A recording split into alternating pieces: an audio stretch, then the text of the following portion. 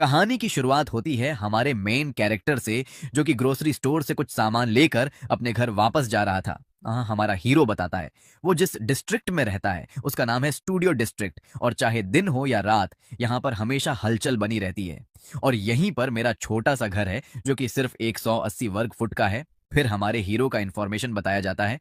नाम बोंग जोहक, उम्र 25 साल, बेरोजगार है लेकिन एक साथ तीन तीन पार्ट टाइम जॉब्स कर रहा है। बोंग बताता है मैं किसी कुत्ते के जैसे सुबह शाम काम करता हूँ, लेकिन उसके बाद भी मेरे पास कोई सेविंग्स नहीं है क्योंकि मैं ऑलरेडी बहुत ज्यादा कर्जे में हूँ। यह कर्ज मुझे चुकाना ही होगा, चाहे उसके लिए मुझे कितनी भी बेकार जिंदगी जीनी पड़े। मेरे पास कोई स्पेशल स्किल्स नहीं है जो कि मेरा फ्यूचर ब्राइट कर सके, और मैं एक सिंपल मीडियकर लाइफ जीता हूँ। इससे पहले कि वो अपने रामेन का फर्स्ट स्लर लेता, वो अपने सामने कुछ देख के हैरान हो जाता है क्योंकि उसके सामने एक बड़ा सा सिस्टम अपीयर होता है जिस पर लिखा था बोंग जूहक हैज अवेकंड। लेकिन इस चक्कर में उसे ख्याल नहीं था कि रामेन अभी कुछ ज्यादा ही गर्म है। फिर वह शांत होकर अपने सामने के सिस्टम विंडो को देखते हुए बड़बड़ाता है, क्या अवेकनिंग, मैं अवेकन हो गया। फिर वह हमें अवेकनिंग के बारे में बताता है। अवेकनिंग जिसे कुछ लोग ब्लेसिंग बोलते हैं और कुछ लोग इसे एक चांस बोलते हैं जो तुम्हारी लाइफ को चेंज कर सकता है। ये किसी करोड़ की लॉटरी जीतने से भी ज्यादा लकी माना जाता है। लेकिन ट्विस्ट है ये कि तुम ये सब चीजें तभी एंजॉय कर सकते हो जब तुम जिंदा होगे, क्योंकि अवेकनर्स को डेंजरस टावर्स में जाना होता है जहां से बच के आना कोई आसान बात नहीं है। अगर मैं टावर्स में जाऊंगा तो हो सकता है कोई मॉन्स्टर मुझे बीच से फाड़ दे, या फिर मैं एक्सट्रीम टेम्परेचर में फ्रीज या मेल्ट होकर ही मर जाऊं। अगर इससे भी नहीं मरा तो शायद किसी पॉइजन से मर जाऊंगा। लेकिन अगर इन सब से बच भी गया तो हो सकता है मैं किसी ट्रैप में फंस के ही मर जाऊं। और अगर मैं सिंपल वर्ड्स में बताऊं तो टावर में जाना मतलब कि कुत्ते की मौत मरना। फिर वह अपने पास्ट का एक इंसिडेंट बताता है जहां कहीं भी वह इनजस्टिस देखता है तो वह उसे अनदेखा कर देता है ताकि वह डेंजरस सिचुएशंस को किसी भी कीमत पर अवॉइड कर सके। और बचपन से ही ऐसा करके वो अब 25 साल का हो चुका है। बैक टू प्रेजेंट, बोंग सोचता है क्या मैं सच में अवेकन हो चुका हूं या फिर थकावट से मुझे इल्यूजन्स आ रहे हैं। अपनी अवेकनिंग को कंफर्म करने के लिए वह अपना हाथ आगे करके जोर से चिल्लाता है। स्टेटस विंडो तभी उसका स्टेटस अपीयर होता है जहां उसका लेवल 1 है और उसका ट्रेड समनर है। वो रैंडम या टारगेटेड समन्स कर सकता है। डेली टावर एंट्री और टावर इन्वेंट्री उसके कॉमन स्किल्स हैं। वो अपने हाथ को सिस्टम विंडो के आर पार करके चेक करता है कहीं वह सपने में तो नहीं है। जिसके बाद वह हमें ट्रेड्स के बारे में बताता है। उसकी दुनिया में डिफरेंट टाइप्स के ट्रेड्स होते हैं, जैसे कि swordsman, spearman, shield arts, martial arts, healing, summoning और भी बहुत सारे। उनमें से सिर्फ समनिंग ही एक ऐसा ट्रेड है जिसमें स्पिरिट्स और फैंटम बीस्ट इन्वॉल्व्ड होते हैं। साथ ही कुछ गोलम और डिमोनिक बीस्ट भी इसमें समन हो सकते हैं, और इस एबिलिटी को समन्स को कमांड देने के लिए ही जाना जाता है। फिर वो सीरियस होकर सोचता है, मुझे जरा भी आइडिया नहीं है कि मैं किस टाइप का समनर हो सकता हूं। ठीक है, चलो फिर अपने स्किल का इस्तेमाल करने का टाइम आ गया। खुल के वह अपना हाथ आगे करके कुछ समन करने की कोशिश करता है। तभी वह रुक जाता है और रियलाइज करता है कि उसे पता ही नहीं है कि उसे क्या समन करना है। फिर बोंग सोचता है क्या मुझे रैंडमली समन करना चाहिए। जिसके बाद वह शर्माते हुए बोलता है, मुझे नहीं लगता कि यह बाहर काम करेगा। शायद समनिंग के लिए मुझे टावर्स में जाना होगा, क्योंकि मैंने सुना है प्लेयर्स की एबिलिटी सिर्फ ट्रायल्स के अंदर ही काम करती है और उसके बाहर कोई भी इसे मैनिफेस्ट नहीं कर सकता है। लोग सिर्फ सिस्टम में अपने स्टेटस विंडो को ही देख सकते हैं, और टावर्स के बाहर एक प्लेयर और एक ऑन ऑर्डिनरी सिटीजन में कुछ खास वन डिफरेंस नहीं होता है। फिर बोंग अपने पास में पड़े कंप्यूटर को देखते हुए सोचता है, मैं सच में इडियट हूं। शायद मुझे अपने अवेकनिंग के बारे में इंटरनेट पर कुछ पता चल सकता है, क्योंकि मुझे नहीं लगता कि टावर्स के बाहर भी कोई स्किल एक्टिवेट हो सकता है। तभी फिर से सिस्टम अपीयर होता है जिस पर लिखा था रैंडम समन स्टार्ट किया जा रहा है, जो देखने के बाद बोंग पूरा ब्लैंक हो जाता है और वह इस चीज को समझ नहीं पा रहा था कि टावर के बाहर वह अपना स्किल कैसे एक्टिवेट कर पा रहा है। देखते ही देखते उसके दरवाजे के पास में समनिंग प्रोसेस स्टार्ट हो चुका था, और वहां जल्द ही कोई समन आने वाला था। जिसके थोड़े ही देर में उस समनिंग सर्कल से एक इंसान निकलता है जिसके पास से काम ऑरा रिलीज हो रहा था। बोंग घबराते हुए बोलता है, ये क्या हो रहा है, ये तो इंसान है, भला समनिंग से एक इंसान कैसे आ सकता है। वो समन बोलता है, यस मास्टर, आपने बिल्कुल सही कहा, मैं एक इंसान ही हूं। बोंग आगे सोचता है, ये तो इम्पॉसिबल है, मैंने टावर के बाहर सक्सेसफुली समन कर लिया, और यह किसी नॉर्मल समन यानी कि गोलम या स्पिरिट नहीं है, बल्कि एक इंसान है। तभी वह समनड पर्सन अपने पास किसी चीज को स्मेल करने लगता है, मानो जैसे वह उस स्मेल को पहले से जानता हो। फिर वह एक्साइटेड होकर बोलता है, ये तो रामेन है मास्टर, क्या मैं भी एक बाइट ले सकता हूँ? तो बोंग भी उसे परमिशन दे देता है, जिसके बाद समन एक्साइटमेंट में अपना मील एंजॉय करने लगता है और बोंग पीछे खड़ा सोचता है, मुझे लगता है मैंने किसी भूखे नंगे को समन कर दिया है, जिसे खाते देख के लगता है कि ये 100 सालों से भूखा हो। समन अपना रामन एंजॉय करते हुए बोलता है, ये टेस्ट थोड़ा डिफरेंट है, लगता है उन्होंने न्यू स्पाइसी फ्लेवर रिलीज किया है। और पीछे से बोंग इरिटेट होकर सोचता है, ये सिर्फ एक निवाला मांगने वाला लालची है। खैर, ये काफी स्ट्रेंज बात है, आखिर ये टावर के बाहर कैसे समन हुआ, और क्या समनिंग में कोई ह्यूमन भी समन होता है? मैंने तो कभी नहीं सुना। जिसके बाद बोंग फिर से स्टेटस विंडो बुलाता है, जिस पर लिखा था, समनिंग में ह्यूमंस या डेमी ह्यूमंस को भी समन कर सकते हैं, जिसका रेंज है आर ग्रेड मतलब रेयर एसआर, ग्रेड मतलब सुपर रेयर एसएसआर, ग्रेड मतलब कि स्पेशल सुपर रेयर, और उससे भी ऊपर है एलएसएस आर ग्रेड यानी कि लेजेंड स्पेशल सुपर रेयर। और किसी भी सिचुएशन में समनर और सम के बीच कम्युनिकेशन पॉसिबल है। बोंग बोलता है, ये तो ऐसा है जैसे कि मैं किसी गेम कैरेक्टर चूज कर रहा हूँ। सिस्टम बताता है सम 3 आदेशों से बंधा हुआ है। तो बोंग सोचता है, आखिर क्या होंगे वह 3 आदेश, मुझे जल्दी दिखाओ। उन 3 आदेशों में से पहला था, सम को किसी भी हालत में अपने मास्टर को प्रोटेक्ट करना होगा। दूसरा था, चाहे कुछ भी हो जाए सम को अपने मास्टर की सभी बातों का मानना होगा। और तीसरा था, और अगर कभी इन दोनों आदेशों में से किसी एक को चुनना होगा तो सम आदेश को प्रेफरेंस देगा। बोंग अपने समन को देख के सोचता है, अब अब्सोल्यूट ओबीडियंस, मैं तो ये सोच रहा हूं कि मेरा समन आखिर है कौन। तो सिस्टम बताता है, ये समन क्रूल गिल्ड का खतरनाक असासिन है, जिसका नाम है जॉन कॉसिक, और ये इसका ग्रेड है सुपर रेयर। साथ ही उसका टाइप है ह्यूमन असासिन और मैनिफेस्टेशन। टाइम है सिर्फ 6 घंटे का, यानी कि 6 घंटे बाद ये समन डिसेपर हो जाएगा। अभी के लिए सेटिस्फेक्शन रेटिंग 0 है और कूल डाउन है 3 घंटे का। सिस्टम आगे बताता है, जॉन कॉसिक क्रूएल गिल्ड के लिए बड़ा सिरदर्द था, जो कि एक कंप्लीट लनेटिक था। हालांकि इसका सक्सेस रेट 99% था। साथ ही इसने एक 5th सर्कल के डार्क मेज तक को अससिनेट कर रखा है। जिसके बाद बोंग को सडनली बहुत ज्यादा हेडेक होने लगा था। इतने सारे इंफॉर्मेशन को देखने की वजह से तभी उसे स्ट्रेंज और इंटेंस प्रेशर फील होता है, और इस बीच वह असासिन जॉन कॉसेक के बारे में और देखने वाला था। जब वह अपने सामने देखता है तो वहां से एक पर्सन फुल स्पीड में बोंग को ही मारने आ रहा था, जिससे बोंग डर जाता है। लेकिन वो पर्सन जो कि जॉन कॉसेक था, वह बोंग को नोटिस तक नहीं करता, क्योंकि बोंग अभी उसके मेमोरीज में प्रेजेंट है। बोंग अपने पीछे देखता है, जहां पर कॉसेक अकेले ही 3 से फाइट करने के लिए जा रहा था। कौशिक जाते ही अपने सामने वाले पर्सन को सिर्फ एक हिट में ही उसका सिर दडियच से अलग कर देता है, और जो बाकी बचे हुए 2 लोग थे उन्हें भी इजीली मार के उनका भी सिर दडियच से अलग कर देता है। लेकिन कौशिक इतने पे ही नहीं रुकता है, वो उन तीनों के कटे हुए सिर को गिफ्ट ट्रैप कर देता है, जो देख के बोंग डर से कांपने लगता है और डरते हुए बोलता है। शायद इसीलिए सिस्टम ने इसे इंसेन बोला था। ये एक साइकोपैथ असासिन है, जिसने उन्हें मारने के बाद उन्हें गिफ्ट रैप कर दिया है, जैसे वह किसी को देने वाला हो। जिसके बाद एक रात का सीन दिखाते हैं, जब कौशिक के एक सिंगल फेलियर की वजह से ही वह मारा गया था। उस रात भी वह अपने मिशन पर गया था, किसी पर्सन को असैसिनेट करने के लिए, जैसे वह पहले जाता था। वो अपने सामने सो रहे पर्सन पर अपने डैगर से खत्म करने वाला था। तभी उसको अपने पीछे में कुछ नोटिस होता है, और इससे पहले कि कौशिक उससे बचे, उसने कौशिक के बॉडी को 2 पीसेस में कट कर दिया था, क्योंकि वह कोई ऑर्डिनरी पर्सन नहीं था, बल्कि तब के एम्पायर का सबसे स्ट्रेंगेस्ट सोर्ड मास्टर था। Back to the reality. Kaushik बोंग के पीछे आकर कपीवे में बोलता है, क्या हुआ मास्टर, आप क्या सोच रहे हो? जिससे बोंग डर से कांपते हुए पीछे जाकर गिरता है। और कौशिक आगे बोलता है, सॉरी मास्टर, मैं तो सिर्फ पूछने आया था कि आपके पास मेरे लिए कुछ ऑन ऑर्डर्स हैं या नहीं। लेकिन बोंग तो इतना ज्यादा डर चुका था कि मानो उसका दिल बाहर आ जाएगा। वह सोचता है, मुझे डरना नहीं चाहिए। इंस्ट्रक्शंस में साफ लिखा था कि समन तुम्हारे सभी कमांड्स को मानेगा, इसीलिए मुझे अब कुछ कमांड्स देना होगा। जिसके बाद बोंग नॉनस्टॉप कमांड्स देता है। जाओ पहले जाकर रामन पॉट साफ करो, फिर टेबल साफ करो, फिर बाकी बर्तन को भी साफ करो। और कौशिक बिना हेजिटेशन के उसके सभी कमांड्स को कंप्लीट करता है, जिसको देखते हुए बोंग सोचता है, ये तो कुछ ज्यादा ही फास्ट है। साथ ही इसने एक बार भी कंप्लेंट नहीं किया, ये तो सच में किसी ओबीडियंट डॉगी के जैसे मेरी सभी बातों को मान रहा है। लेकिन क्या ये मेरे लिए सब कुछ कर सकता है? फिर बोंग उससे पूछता है, क्या तुम मेरे सभी ऑर्डर्स को मानोगे? तो कौशिक रिप्लाई करता है, यस मास्टर, मैं समनर के सभी ऑर्डर्स को फॉलो करता हूँ, वह भी अनकंडीशनली। बोंग आगे बोलता है, अगर ऐसा है तो मैं चाहता हूं कि तुम मेरे लिए भौंको, बिल्कुल किसी डॉग के जैसे भौंको। जो सुनने के बाद तो कौशिक का एक्सप्रेशन पूरा चेंज हो जाता है, और माहौल भी इंटेंस हो चुका था। कौशिक बिल्कुल शांत था, मानो जैसे वह अगले ही पल बोंग का सर काट के गिफ्ट ट्रैप कर देगा। और बोंग सोचता है, क्या मैंने अपनी लिमिट क्रॉस कर दी है? क्या होगा अगर उसने मुझे भी मार दिया तो? वैसे भी वह अपने टाइम का बेस्ट असासिन था, लेकिन तभी कॉसेक बिल्कुल किसी डॉगी के जैसे ही भौंकने लगता है। साथ ही वह डॉगी के जैसे इधर-उधर मूव भी कर रहा था, जो देखने के बाद बोंग स्पीचलेस रह जाता है और सोचता है, हाँ, मैं मान गया, यही है एब्सोल्यूट ओबीडियंस। इससे पहले कि बोंग आगे कुछ बात करता, तभी कोई उसके दरवाजे पर आकर जोर-जोर से नक करने लगते हैं।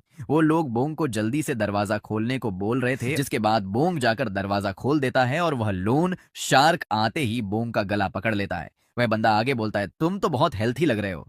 जब तुमने आज इंटरेस्ट के पैसे नहीं दिए तो मुझे लगा शायद तुम बीमार पड़ चुके हो। तो बोंग माफी मांगता है और बोलता है कि उसने अभी पैसे भेज दिए हैं। फिर वह बॉस डराते हुए बोलता है, अगर ये तुम्हारे लिए इतना टफ है तो खुद को फोर्स मत करो। अगर तुम्हारे पास पैसों की कमी है तो तुम अपने ऑर्गन सेल करके मेरे पैसे वापस कर सकते हो।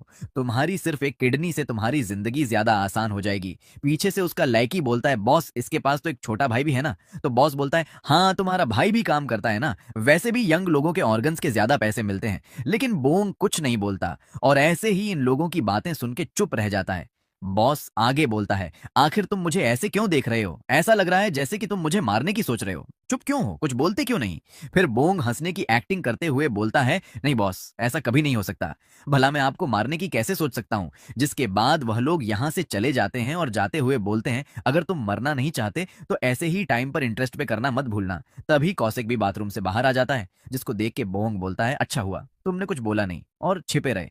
तो कौशिक बोलता है, यस मास्टर, ये तो आपका ही ऑर्डर था। जिसके बाद बोंग सोचता है, मैं तो ये सबसे थक चुका हूं। पहले डबल शिफ्ट किया, फिर अवेकनिंग और फिर एक ह्यूमन समन, और अब तो लोन शार्क्स भी आ गए। मेरे ऊपर उधार बढ़ते ही जाएगा। क्या मुझे उसके लिए टावर क्लाइंबिंग करना चाहिए? लेकिन वहां तो बहुत ज्यादा डेंजरस मॉन्स्टर्स होते हैं। माना कि टावर चढ़ने से मुझे पैसे मिल सकते हैं, लेकिन मेरे जैसे किसी डरपोक के लिए टावर में सरवाइव करना असंभव है। तभी कौशिक आकर पूछता है, मास्टर क्या आपके पास मेरे लिए कुछ और कमांड्स हैं? तो बोंग बोलता है, मेरे पास तो कुछ नहीं है? लेकिन क्या तुम कुछ करना चाहते हो? और अगर तुम वापस जाना चाहते हो तो बता दो। तो कौशिक एक्साइटेड होकर बोलता है, नहीं नहीं, मुझे अभी वापस नहीं जाना है। अगर आपके कोई कमांड नहीं है तो क्या तब तक मैं टीवी देख सकता हूं, क्योंकि मैंने बहुत सालों से टीवी नहीं देखा है। तो बोंग उसको परमिशन दे देता है और मन ही मन सोचता है, मुझे तो लगा भी नहीं था कि इसको टीवी और रामेन के बारे में कुछ पता नहीं होगा। खैर छोड़ो। जिसके बाद कौशिक बिल्कुल ध्यान से टीवी देखने लगता है और बोंग सोने की कोशिश कर रहा था। बोंग कौशिक को देखते हुए सोचता है, हालांकि ये एक समन है, लेकिन इसका पास होना उतना भी बुरा नहीं है, और सच बताऊं तो इसके पास होने से ज्यादा कंफर्टेबल फील होता है। वैसे भी इसके आने से पहले तक पूरे दिन अकेले ही काम करता था और मुझे तो लगा था मैं ऐसे ही काम करते करते ही मर जाऊंगा। लेकिन इसके पास होने से मेरे काम में कुछ हेल्प हो जाती है और हो सकता है ये आगे भी मेरे कुछ काम आ जाए। जिसके बाद फिर बोंग सो जाता है। ईयर्स लेटर एग्जैक्टली 8 बजे अलार्म से वह सुबह सुबह उठता है और उठने के साथ वह अपने आसपास देखता है और कौशिक को बुलाते हुए बोलता है, क्या वो रिलीज हो गया? वैसे भी 6 घंटे हो गए थे तो शायद वह चला गया होगा। और वह याद करता है कि उसने अपने सपने में सिस्टम में देखा था जब कौशिक रिलीज हुआ था।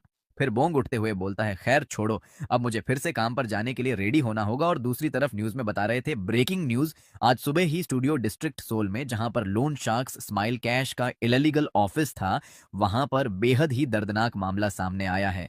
बोंग सोचता है, क्या स्माइल कैश ये तो वही लोग हैं जो कल मेरे घर इंटरेस्ट मांगने आए थे। न्यूज में आगे बोलता है, वहां पर 3 लोगों की डेड बॉडीज मिली हैं, वह भी बिना सर के, जो सुनने के बाद बोंग के हाथ से उसका ब्रश नीचे गिर जाता है। एंकर बोलता है, और यहाँ पर शॉकिंग बात है ये कि उन तीनों के सर कुछ दूर पर मिले हैं और क्रिमिनल ने उनके सर को एक रेड रिबन से रैप कर दिया था। इतना कुछ सुनने के बाद बोंग को वही सीन याद आता है जब वह कौशिक की मेमोरीज में गया था, क्योंकि कौशिक ही अपने विक्टिम्स को मार के उनके सर गिफ्ट ट्रैप करता है। बोंग समझ चुका था कि इन लोगों के मर्डर के पीछे पक्का कौशिक का ही हाथ है। फिर बोंग पैनिक करते हुए बोलता है, अजी घंटा का कंफर्ट, मैंने तो एक साइकोपैथ मर्डर को समन कर लिया है, अब मेरा क्या होगा? न्यूज में दिखा रहे थे 14 फरवरी को स्माइल कैश में उन 3 ब्रूटल मर्डर के बारे में, जहां कौशिक ने उस बॉस के फिंगर्स को तोड़ दिया था, क्योंकि उसने इसी हाथ से बोंग का गला पकड़ा था और उसे धमकाया था। साथ ही बॉस और उसके चमचों के कटे हुए सार को दिखाते हैं। बोंग यह सब देखकर परेशान होते हुए बोलता है, खुद गए गुरु कौशिक ने तो मुझे फंसा दिया। अभी बोंग अपने पार्ट टाइम जॉब पर था, तभी एक कस्टमर उसके सामने एक प्रोडक्ट लाता है जिसको गिफ्ट रैप किया था, और वो पर्सन जिसका सर कटा हुआ था, वह बोलता है, क्या तुम मेरे लिए इसे कैलकुलेट कर सकते हो? जो देखने के बाद बोंग डर के कांपने लगता है। उसके सामने और भी 4 कटे हुए सर रखे हुए थे और ये बिना सर का पर्सन उससे बोलता है, एक्सक्यूज मी, क्या तुम जल्दी से इसका बिल बना सकते हो? लेकिन बोंग ये सब देखने के बाद बुरी तरह से घबरा जाता है, जिससे वह पीछे रखे आइटम से टकरा जाता है। लेकिन यह सब उसका इमेजिनेशन था, क्योंकि उसके सामने एक लड़की खड़ी थी जो उससे बोलती है, क्या तुम ठीक हो? तुम इतना डर क्यों रहे हो? फिर बोंग माफी मांगता है और जल्दी से उसका पेमेंट कंप्लीट करता है, जिसके कुछ देर बाद का सीन दिखाते हैं जहां बोंग जाते हुए सोचता है, मुझे नहीं लगता कि मैं अभी जॉब कर पाऊंगा, इसलिए मैं एक दो दिन के लिए ब्रेक लेने वाला हूं। बोंग अभी बहुत ज्यादा डिप्रेस्ड था, क्योंकि उसे लग रहा था वह तीनों लोग उसकी वजह से मारे गए। जिसके बाद रात का सीन दिखाते हैं जहां बोंग अपने रूम पर आ चुका था।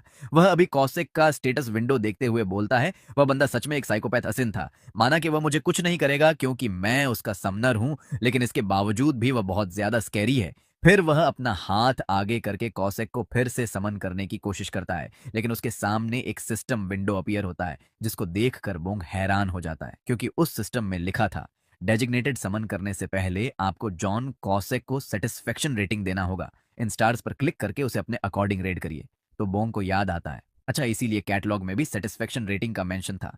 फिर बोंग अपना मिडिल फिंगर दिखाते हुए बोलता है, मैंने उस गधे को टीवी देखने बोला था, फिर भी उसने बिना ऑर्डर्स के ही 3 लोगों का मर्डर कर दिया, जिसके लिए मैं सिर्फ 1 स्टार दूंगा। लेकिन स्टार देने के आखिरी टाइम पर ही वह रुक जाता है, क्योंकि उसे यह चीज सही नहीं लग रही थी, और बोंग कौशिक को 1 स्टार ना देकर 3 स्टार देता है। सिस्टम भी इस चीज को कंफर्म करता है कि बोंग ने कौशिक को 3 स्टार का सेटिस्फेक्शन रेटिंग दिया है। फिर बोंग बताता है, जब उसकी माँ रेंटल वाटर प्योरीफायर कू नर्डिनेटर का जॉब करती थी, तो जब उन्हें लो रेटिंग्स मिलती थी तब उन्हें भी बुरा लगता था। इसीलिए भले ही मुझे कौशिक से कितनी भी कंप्लेंट्स हो, मैं उसे सिर्फ 1 स्टार नहीं दे सकता, क्योंकि 1 स्टार देना बेटा मेल्स का काम होता है। तभी सिस्टम कंफर्म करके बताता है, जॉन कौशिक समन हो चुका है, और कौशिक आते ही बोंग को सैल्यूट करके बोलता है, मास्टर आपको फिर से देख के खुशी हुई? फिर वह एक्साइटेड होकर बोलता है, मुझे 3 स्टार देने के लिए आपका थैंक्स, मैं आगे से और मेहनत करूंगा। लेकिन बोंग सोचता है, ये तो बहुत ज्यादा इनोसेंट है, इसे देखने से नहीं लगता कि इसने 3 लोगों का मर्डर किया होगा। बोंग हेजिटेट करते हुए पूछता है, कल जो लोग मेरे घर पर आए थे, क्या उन लोगों को तुमने मारा है? तो कौशिक कंफर्म करके बोलता है, यस मास्टर, मैंने ही उनको मारा था, वह भी अनसमंड होने से जस्ट पहले। और बोंग उसे इतना कैजुअली बोलते देखकर डिप्रेस्ड हो जाता है। बोंग मन ही मन सोचता है, मुझे लगा ही था कौशिक ने उनका मर्डर किया है, और इसका मतलब है अब भी मैं किसी मर्डर के सामने खड़ा हूं। अचानक मेरा दिल जोरों से धड़कने लगा है, लेकिन मुझे शांत रहना चाहिए, क्योंकि कौशिक मुझे हार्म नहीं करेगा। बोंग उससे पूछता है, आखिर तुम्हें पता कैसे चला कि उनका ऑफिस कहाँ है? तो कौशिक बताता है, मैंने उनके ऊपर मार्क ऑन परस्यूट लगा दिया था, जिससे मुझे उन सबका लोकेशन पता चल रहा था। बोंग सोचता है, मार्क ऑन परस्यूट ये क्या है? क्या ये कोई स्किल है? फिर वह पूछता है, लेकिन तुमने उनका मर्डर क्यों किया? तो कौशिक बोलता है, क्योंकि वह लोग आपके लिए खतरा हो सकते थे, इसलिए कुछ होने से पहले ही मैंने उन्हें खत्म कर दिया। बोंग बोलता है, लेकिन मैंने तुम्हें ऐसा कुछ करने नहीं बोला था। फिर कौशिक याद दिलाता है, समन लॉ के आर्टिकल 3 में ऐसा लिखा हुआ था, इसलिए मैंने उन्हें खत्म कर दिया। जो सुनने के बाद बोंग बिल्कुल शॉक्ड और स्पीचलेस हो जाता है। कौशिक आगे बोलता है, देखिए मास्टर, फर्स्ट रूल में ही लिखा है समनर की लाइफ को टॉप प्रायोरिटी देना है। इसका मतलब है अगर समनर किसी डेंजरस सिचुएशन में है तो इसे इग्नोर नहीं किया जा सकता है। तो बोंग पूछता है, अगर मैं तुम्हें ऑर्डर दूं कि तुम मुझे मार दो, तो क्या तुम इसे डिसोबे करोगे? जिस पर कौशिक नहीं आंसर करता है। फिर बोंग बोलता है, तो इसका मतलब है तुम मेरा भी सार काट के गिफ्ट रैप कर दोगे? तो कौशिक भी एग्री करता है। बोंग आगे बोलता है, लेकिन वो लोग कोई एक्चुअल थ्रेट नहीं थे, तो क्या ये तुम्हारा खुद का फैसला नहीं था? तो कौशिक बोलता है, हाँ ये सच है, लेकिन आर्टिकल 3 के बहुत से मतलब हो सकते हैं। कौशिक आगे बताता है, मेरी नजर में वह बास्टर्स आगे चलकर आपके लिए खतरा बन सकते थे, इसीलिए मुझे ऐसा रीजनेबल जजमेंट लेना पड़ा। लेकिन बोंग गुस्सा करते हुए बोलता है, नहीं ऐसा नहीं है, तुम एक पागल साइको हो। फिर उसे रियलाइज होता है कि उसने ज्यादा ही गुस्सा कर दिया है, इसलिए वह कौशिक से माफी मांगता है। तो कौशिक उससे बोलता है, नहीं नहीं, आप माफी मत मांगो, मुझे ऐसे वर्ड सुनने की आदत हो गई है। बोंग डरते हुए सोचता है, पता नहीं क्यों, लेकिन मुझे लग रहा है कि ये मेरे लिए बहुत डेंजरस हो सकता है। मान लो मैं कौशिक के साथ किसी क्राउडेड एरिया में जा रहा हूं, और गलती से मैं किसी बंदे से टकरा गया, और उस बंदे ने पलट के मुझसे बोला, साले तू अंधा है क्या? देख के चल, वरना मैं तेरी आंखें निकाल लूंगा। और भले ही वह पर्सन मुझे मारना नहीं चाहता हो, लेकिन कौशिक उसे एक थ्रेट समझ के उसको भी मार के गिफ्ट रैप कर सकता है। बोंग पैनिक करते हुए बोलता है, अगर ऐसा कुछ हुआ तब तो मेरे लिए बाहर जाना तक मुश्किल हो जाएगा। लेकिन कौशिक को समझ नहीं आता कि मास्टर ऐसा क्यों बोल रहे हैं। फिर भी कौशिक अपने घुटनों पर आकर बोलता है, मास्टर मुझे लगता है मैं गलत था, इसीलिए मुझे माफ कर दो। बोंग उसे समझाता है, देखो तुम मेरे लिए किसी का मर्डर मत करना, वरना मैं फंस जाऊंगा। लेकिन कौशिक बोलता है, डोंट वरी मास्टर, किसी को कुछ पता नहीं चलेगा। फिर बोंग बोलता है, नहीं मैं चाहता हूं कि तुम ऐसा दोबारा मत करना। तो कौशिक हेजिटेट करके बोला, लेकिन मैं इसकी कोई गारंटी नहीं ले सकता हूं। फिर बोंग गुस्सा करके बोला, मुझे प्रॉमिस करो जब तक मुझे कोई डायरेक्ट थ्रेट ना हो तब तक तुम बिना मतलब किसी का भी मर्डर नहीं करोगे। कौशिक अग्री करके जोश में बोलता है, यस मास्टर, पहले मैं सिचुएशन को ध्यान से देखूंगा, उसके बाद ही एक्शन लूंगा। जिसके बाद बोंग राहत की सांस लेता है और बोला, ठीक है, अभी के लिए तुम वापस जा सकते हो। तो कौशिक उसे रोकते हुए पूछता है, मास्टर वैसे मैं आपसे कुछ पूछना चाहता हूँ, क्या आप टावर्स क्लाइंब करने नहीं जाओगे? जो सुन के बोंग स्पीचलेस हो जाता है। जिसके बाद बोंग मन ही मन बोलता है, हाँ ये सही बोल रहा है, टावर क्लाइंबिंग एक once in a lifetime opportunity होता है, लेकिन अगर मैं सच बताऊं तो मुझ में इतना हिम्मत नहीं है जो मैं टावर क्लाइंबिंग के लिए जा सकूं। मैं बहुत डरपोक हूं और टावर डेंजरस होते हैं, मैं शायद वहां मर भी सकता हूं। फिर बोंग कौशिक से पूछते हैं, वैसे क्या तुम्हारा कोई और समनर था? मतलब क्या किसी ने तुम्हें मुझसे पहले भी समन किया था? तो कौशिक बताता है, यस मास्टर, अगर मैं सच बताऊं तो मेरा ओल्ड समन एक स्ट्रैंग एंड ब्रेव पर्सन था। बोंग एक डिसपॉइंटेड फेस बना के बोलता है, लेकिन मेरे पास इतना हिम्मत नहीं है जो मैं अपनी लाइफ को रिस्क में डाल सकूं, क्योंकि मैं डरपोक हूं।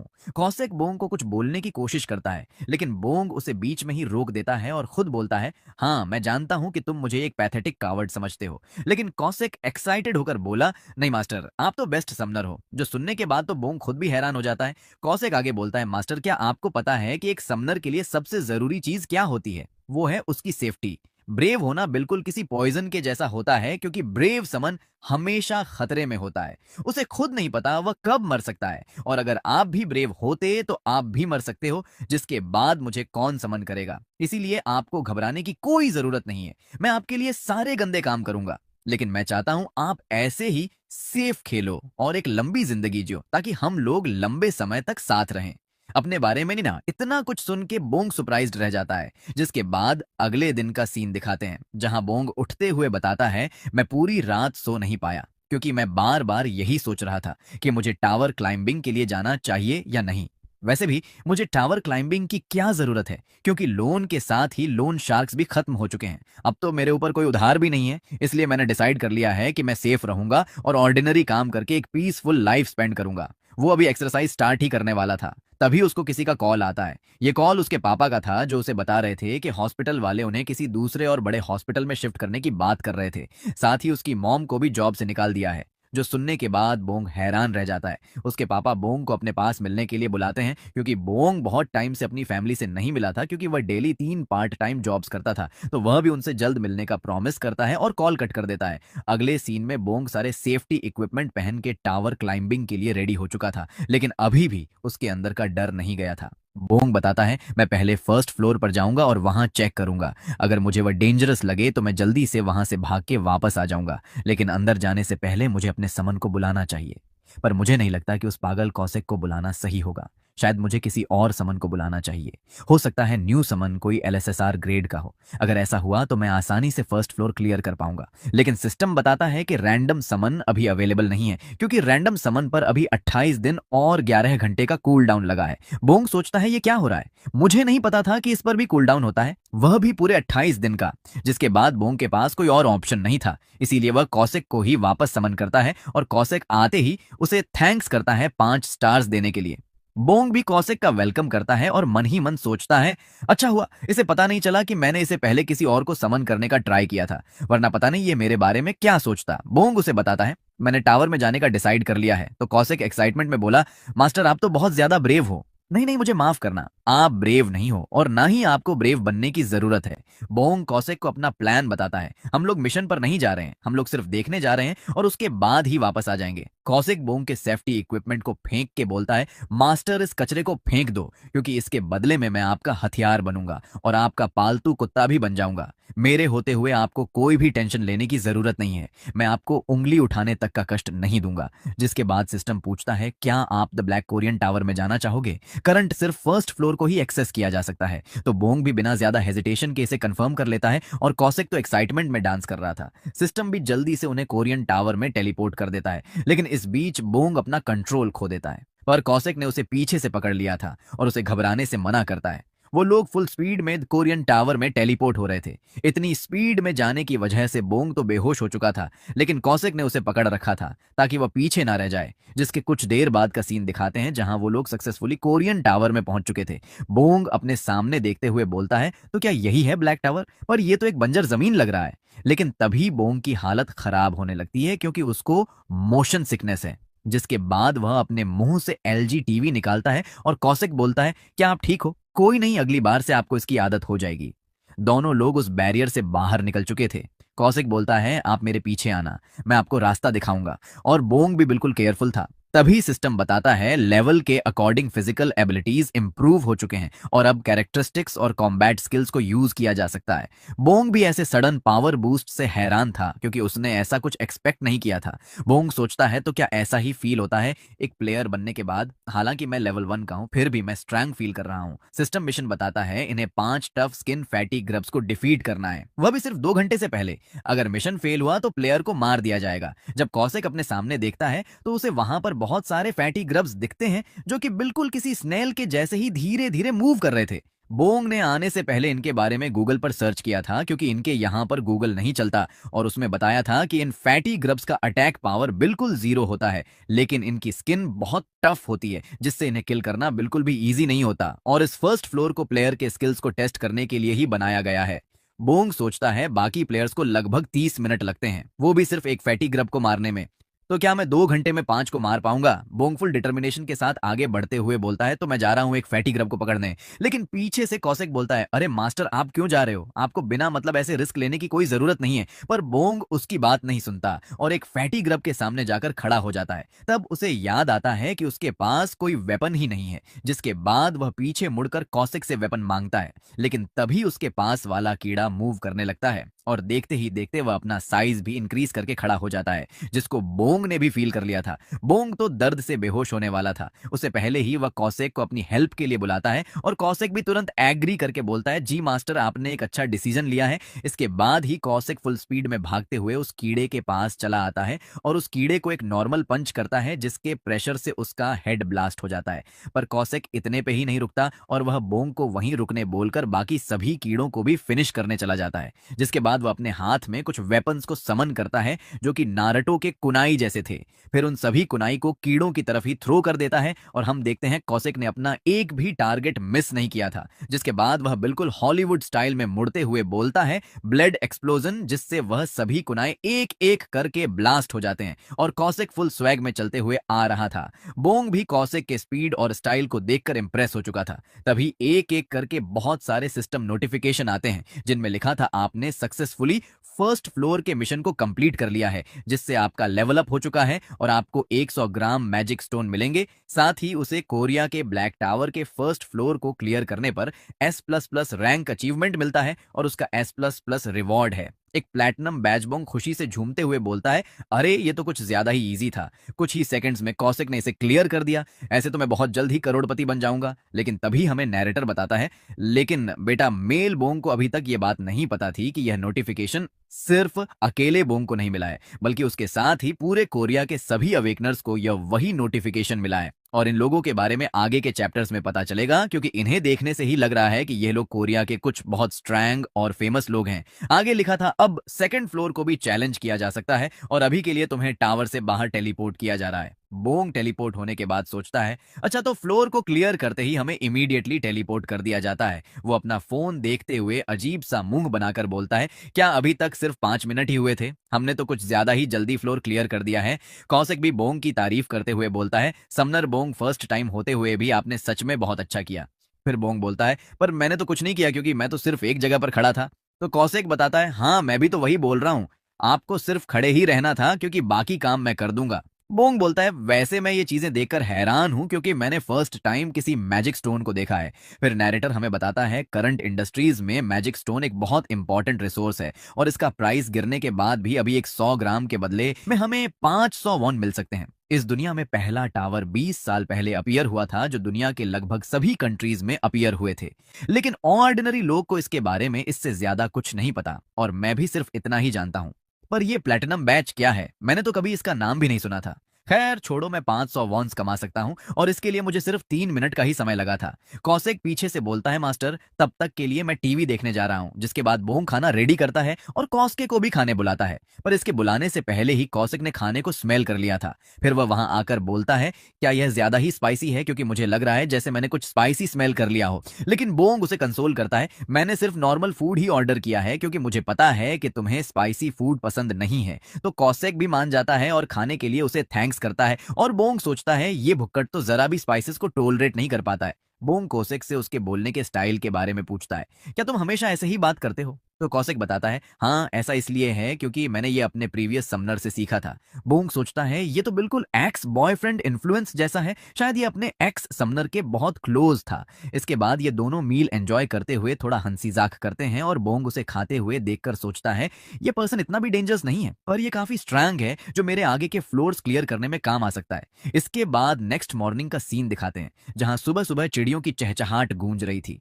इसके साथ ही हम बोंग को देखते हैं जो अपनी वॉल पर अल्फा मेल का डेली रूटीन चिपका रहा था। फिर वो अपने इस रूटीन के बारे में बताता है, दिन में मैं कन्वीनियंस स्टोर पर काम करूंगा और रात में चारकोल ग्रिल रेस्टोरेंट में, लेकिन अब से मैं लेबर वाला काम नहीं करूंगा क्योंकि मुझे उसकी जरूरत नहीं है, और उसके बदले में घर आकर कौशिक के साथ टावर क्लियर करने जाया करूंगा। इसके बाद बोंग कौशिक को समन करता है तो कौशिक आते ही पूछता है, आपने मुझे फिर से 5 स्टार रेटिंग दिया, मुझे खुशी है कि आप संतुष्ट हो। तो बोंग बोलता है, अरे भाई मैं तो तुम्हें 10 स्टार भी दे दूं, लेकिन उसका ऑप्शन ही नहीं है। फिर बोंग आगे पूछता है, वैसे क्या संतुष्टि रेटिंग इतना ज्यादा जरूरी है? तुम मुझे भी इसके बारे में बताओ। तो कौशिक एक्सप्लेन करता है, आपके पास जितना अच्छा रेटिंग होगा उतना ही ज्यादा आपके अपग्रेड होने के चांसेस होते हैं, और इससे मैनिफेस्टेशन टाइम रैंक वगैरह भी इंक्रीज होते हैं। इसके बाद सिस्टम नोटिफिकेशन दिखाते हैं जिसपे लिखा था ब्लैक टावर के सेकंड फ्लोर पर एंटर किया जा रहा है, और कुछ ही देर में बोंग और कौशिक दोनों ही टेलीपोर्ट होकर सेकंड फ्लोर पर आ चुके थे। सिस्टम इस मिशन के बारे में बताता है जहां इस बार इन्हें 10 फैटी ग्रब्स को मारना था, लेकिन इस बार वाले स्लो नहीं बल्कि फास्ट होने वाले हैं और टाइम लिमिट सिर्फ 2 घंटे की है। अगर ये फेल हुआ तो प्लेयर को मार दिया जाएगा।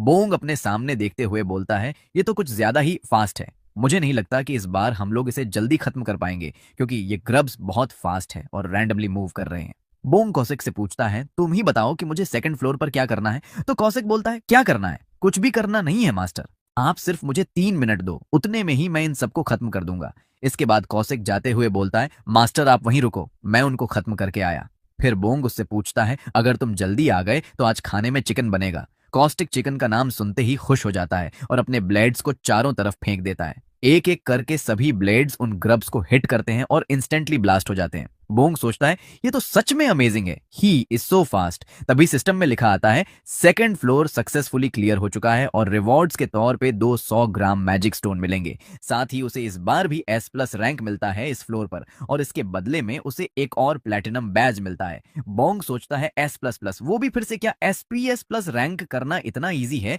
क्योंकि ये कुछ ज्यादा ही फास्ट है। मैं तो पार्ट टाइम जॉब पर जाने से पहले भी वापस आ सकता हूं, और साथ ही थर्ड फ्लोर का भी मिशन आ चुका था जहां इन्हें 10 आइस कोल्ड फैटी ग्रब्स को डिफीट करना था। पर इस बार बोंग थर्ड फ्लोर पर पूरे स्टाइल में टेलीपोर्ट होता है और कौशिक भी उसकी तारीफ करते हुए बोलता है, मास्टर आपने अपना लैंडिंग इंप्रूव कर लिया है। इस मिशन के स्टार्ट होते ही कौशिक कुछ ही देर में वहां के 10 आइस ग्रब्स को फिनिश कर देता है और सिस्टम बताता है थर्ड फ्लोर भी सक्सेसफुली क्लियर हो चुका है और लेवल अप हो गया। साथ ही 300 ग्राम मैजिक स्टोन्स मिले हैं और फिर से वही S++ रैंक और साथ ही वही बेकार का प्लैटिनम बैज। दोबारा एक और नोटिफिकेशन आता है जिसमें फोर्थ फ्लोर को भी सफलतापूर्वक क्लियर कर दिया गया था, जिसे क्लियर करने के बाद कॉस्केक्स खुश होते हुए एक स्टाइलिश पोज करता है। फिर दोबारा से एक और नोटिफिकेशन आता है जहां फिफ्थ फ्लोर भी क्लियर हो चुका था, जहां बोंग एंड कॉस्क ने कुछ ही मिनट्स में फिफ्थ फ्लोर तक क्लियर कर दिया था, और अभी तक बोंग के पास कुल 5 S++ रैंक के प्लैटिनम बैजेस हो चुके थे, और इन 5 प्लैटिनम बैजेस के बदले में बोंग को एक स्पेशल रिवॉर्ड दिया जाएगा। इसे देखते हुए बोंग सोचता है, सच में मुझे स्पेशल रिवॉर्ड्स मिलेंगे? मुझे तो विश्वास ही नहीं हो रहा है। और स्पेशल रिवॉर्ड के तौर पर उसको अवेकनिंग ट्रेड एनहांसमेंट मिलता है, जिसके बाद अब बोंग एक ही समय पर 2 समन्स तक को रख सकता है। बोंग अपना स्टेटस चेक करता है जहां उसका लेवल अब 6 हो चुका है और समन स्लॉट भी इंक्रीज होकर 2 हो चुका है और बाकी सब कुछ पहले जैसा ही है। बोंग चुसा हुआ फेस बना के सोचता है, वाओ, अब तो मेरे पास 2 समन स्लॉट्स हैं, इसका मतलब टावर में अब मैं 2 समन्स को साथ ला सकता हूं, जब कौशिक अकेले ही 3 मिनट्स में ये फ्लोर क्लियर कर सकता है। तो अगर 2 समन्स होंगे फिर तो 1 मिनट से भी कम टाइम लगेगा। ये S+ रैंक का फाइनल रिवॉर्ड तो बहुत यूजफुल है। फाइनली ये प्लैटिनम बैजेस मेरे कुछ काम तो आए। मुझे तो ऐसा फील हो रहा है जैसे कि मैंने कोई ओलंपिक्स रेस जीत लिया हो, और 2 समन्स होने के बाद तो मैं और भी सेफ हो जाऊंगा। लेकिन अभी रैंडम समन का कूल डाउन खत्म होने में अभी और भी 20 दिन बाकी हैं। तब तक के लिए मुझे 20 दिन बीतने का वेट करना होगा, और 20 दिन के बाद मेरे दोनों समन्स बैटल करके इजीली S++ रैंक ले लेंगे। वैसे कल मुझे 6th फ्लोर को क्लियर करने भी जाना है, जिसके बाद कोरिया के अवेकनर मैनेजमेंट एडमिनिस्ट्रेशन का सीन दिखाते हैं, जहां पर कुछ लोग एक गंभीर चर्चा कर रहे थे। ये व्यक्ति सोचता है आखिर आज यह कब रिंग करेगा, सुबह या शाम या फिर देर रात में। तभी एक लड़की उसके बहुत ज्यादा क्लोज आकर बोलती है, सर क्या आप अनाउंसमेंट के बारे में सोच रहे हो? जिससे वो बॉस डर जाता है और उस पर गुस्से में चिल्लाता है, क्या तुम पागल हो? मैंने तुम्हें लोगों के इतना क्लोज जाकर उन्हें रीड करने से मना किया था ना। लड़की बोलती है, मैं इसमें कुछ नहीं कर सकती, क्योंकि जब मैं क्यूरियस होती हूँ तो मैं खुद पर कंट्रोल नहीं कर पाती। वैसे मैं दोनों को इंट्रोड्यूस कर देता हूँ। ये जो पर्सन है वह अवेकनर मैनेजमेंट का टीम लीडर है, जिसका नाम है जॉन ग्वांग। और ये जो लेडी है वह अवेकनर मैनेजमेंट में डेप्यूटी डायरेक्टर है और इसका नाम है लीमिन। टीम लीडर जॉन उससे पूछता है, तो क्या फिर से नया सिस्टम अनाउंसमेंट आया? तो ली बताती है, हाँ इस बार कोरियन टावर का 6th फ्लोर भी क्लियर हो चुका है और फिर से उसका रैंक S++ है। जिसके बाद वह बताती है, हाल ही में ब्लैक टावर के अनाउंसमेंट लगभग पूरी दुनिया में आ रहे हैं और उन सभी में एक चीज कॉमन होती है, वह सभी S+ रैंक से क्लियर हो रहे हैं। जॉन सोचता है, मुझे पूरा भरोसा है कि इसके पीछे एक ही पर्सन है जिसने एक ही दिन में लगातार 5 फ्लोर्स को क्लियर कर दिया है। बेशक वह पर्सन चाहे जो कोई भी हो, उसके पास एक ओवरवेलमिंग टैलेंट है। मुझे तो लगता है कि वह 7th, 8वीं, 9वीं और 10वीं फॉलोअर्स को भी S++ रैंक से ही क्लियर करेगा। तभी एक टकला सैमा उनसे बोलता है, तुम दोनों ये चीज ऑलरेडी जानते हो। अभी तक कोरिया का हाईएस्ट रैंक सिर्फ A था और हमें तो बाकी किसी हायर रैंक के बारे में पता भी नहीं था। लेकिन वो S+ वाला अनाउंसमेंट पूरी दुनिया का ध्यान खींच रहा है। वैसे इस टकले का नाम पार्क जिन है, जो कि अवेकनर मैनेजमेंट एडमिनिस्ट्रेशन का डायरेक्टर है। वो आगे बोलता है, आज के टाइम पर प्लेयर्स को अपने लालच देकर खरीदना काफी कॉमन हो चुका है और कुछ कंट्रीज तो सीक्रेट ऑपरेशंस भी करते हैं जिससे वह दूसरे देश के प्लेयर्स को अपने देश में ला सकें। लेकिन इससे पहले कि कोई और देश उसे छीन ले, हमें उस S++ रैंक प्लेयर के बारे में जल्द से जल्द पता करना होगा। इसलिए तुम लोग सभी न्यूली रजिस्टर्ड प्लेयर्स पर ध्यान रखो। जिसके बाद सीन शिफ्ट होता है पूरे 2 दिन बाद, जहां पर कौशिक बर्तन साफ कर रहा था और बोंग उससे पूछता है, तो क्या आज 8वें फ्लोर को क्लियर कर दें? जिस पर कौशिक भी एक्साइटेड होकर एग्री करता है। बोंग उसे देख के सोचता है, बिना किसी प्रॉब्लम्स के अब हम डेली सिर्फ एक फ्लोर क्लियर करते हैं, क्योंकि वैसे भी 10 फ्लोर तक बिगिनर जोन ही माना जाता है। जिसके बाद हमें उसी 8वें फ्लोर का सीन दिखाते हैं, जहां पर बोंग और कौशिक बिल्कुल केयरफुल होकर आगे बढ़ रहे थे और सिस्टम इस फ्लोर का मिशन बताता है, जहां इन्हें इस फ्लोर के 10 लाल सींग वाले फ्रॉग वॉरियर्स को डिफीट करना है। तभी हम देखते हैं बहुत सारे फ्रॉग्स एक साथ मिलकर बोंग और कौशिक को घेर लेते हैं और अब उनके पास भागने का कोई मौका भी नहीं था।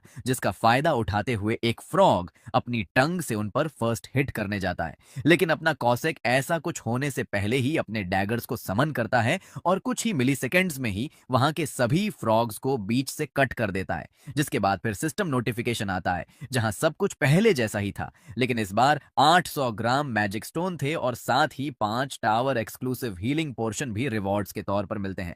फिर वही बेकार सा 8वां फ्लोर का S++ रैंक और वही बवासीर प्लैटिनम बैज। मिशन के कंप्लीट होने के बाद उन्हें रियल वर्ल्ड में टेलीपोर्ट कर दिया जाता है, जहां पर कौशिक बोंग की तारीफ करके बोला, मास्टर आपने आज बहुत अच्छा काम किया। लेकिन बोंग इरिटेट होकर बोलता है, अरे लेकिन मैं तो डेली वहां जाकर सिर्फ खड़ा ही रहता हूं। फिर कौशिक बोलता है, मास्टर यही तो टावर्स का सबसे भारी काम होता है, जिसमें आप एक एक्सपर्ट हो। जिसके बाद बोंग उसे थैंक्स करता है, क्योंकि उसके होने से टावर क्लाइंबिंग बहुत जल्दी खत्म हो जाता है। लेकिन कौशिक बोलता है, मास्टर अभी आप अपना गार्ड डाउन मत होने देना, क्योंकि 10वें फ्लोर के बाद ये पहले जितना इजी नहीं होगा। तो बोंग सोचता है, कौशिक ने अभी तक 8 फ्लोर्स को सिर्फ 2 से 3 मिनट्स में ही क्लियर किया है, तो क्या मुझे उसे कुछ रिवॉर्ड देना चाहिए? फिर वो अपने पर्स से कुछ पेज निकालते हुए बोलता है, तुम्हारे जाने में अभी कुछ टाइम बचा हुआ है, तब तक तुम ये पेज ले जाओ और मौज करो। लेकिन कौशिक पेज लेने से मना कर देता है और बोला, मास्टर मैं इसे नहीं ले सकता। तो बोंग बोलता है, आखिर क्यों नहीं ले सकते? मैंने इतना ओवर थिंकिंग करने के बाद तुम्हें पेस देने का डिसीजन लिया था। फिर कौशिक बोला, नहीं नहीं, मुझे इसकी कोई जरूरत नहीं है, इसके बदले में मैं घर पर रह के टीवी देखूंगा। बोंग पूछता है, तो क्या आज तुम खाने में चिकन खाओगे? तो कौशिक चिकन आउटफिट पहन के एक्साइटेड होकर बोला, यस मास्टर, चिकन खा के मजा ही आ जाएगा। फिर कौशिक खुद ही चिकन ऑर्डर देता है, जिसमें उसने मीठा चिकन ऑर्डर किया था, क्योंकि उसे स्पाइसी पसंद नहीं है। और बोंग सोचता है, चलो फिर अब रिवॉर्ड्स को चेक किया जाए। जहां उसका न्यू रिवॉर्ड था ये एक्सक्लूसिव हीलिंग पोर्शन। साथ ही वो इतने सारे मैजिक स्टोन्स को देख के सोचता है, मेरे पास 3 किलोग्राम से भी ज्यादा स्टोन्स हो चुके हैं।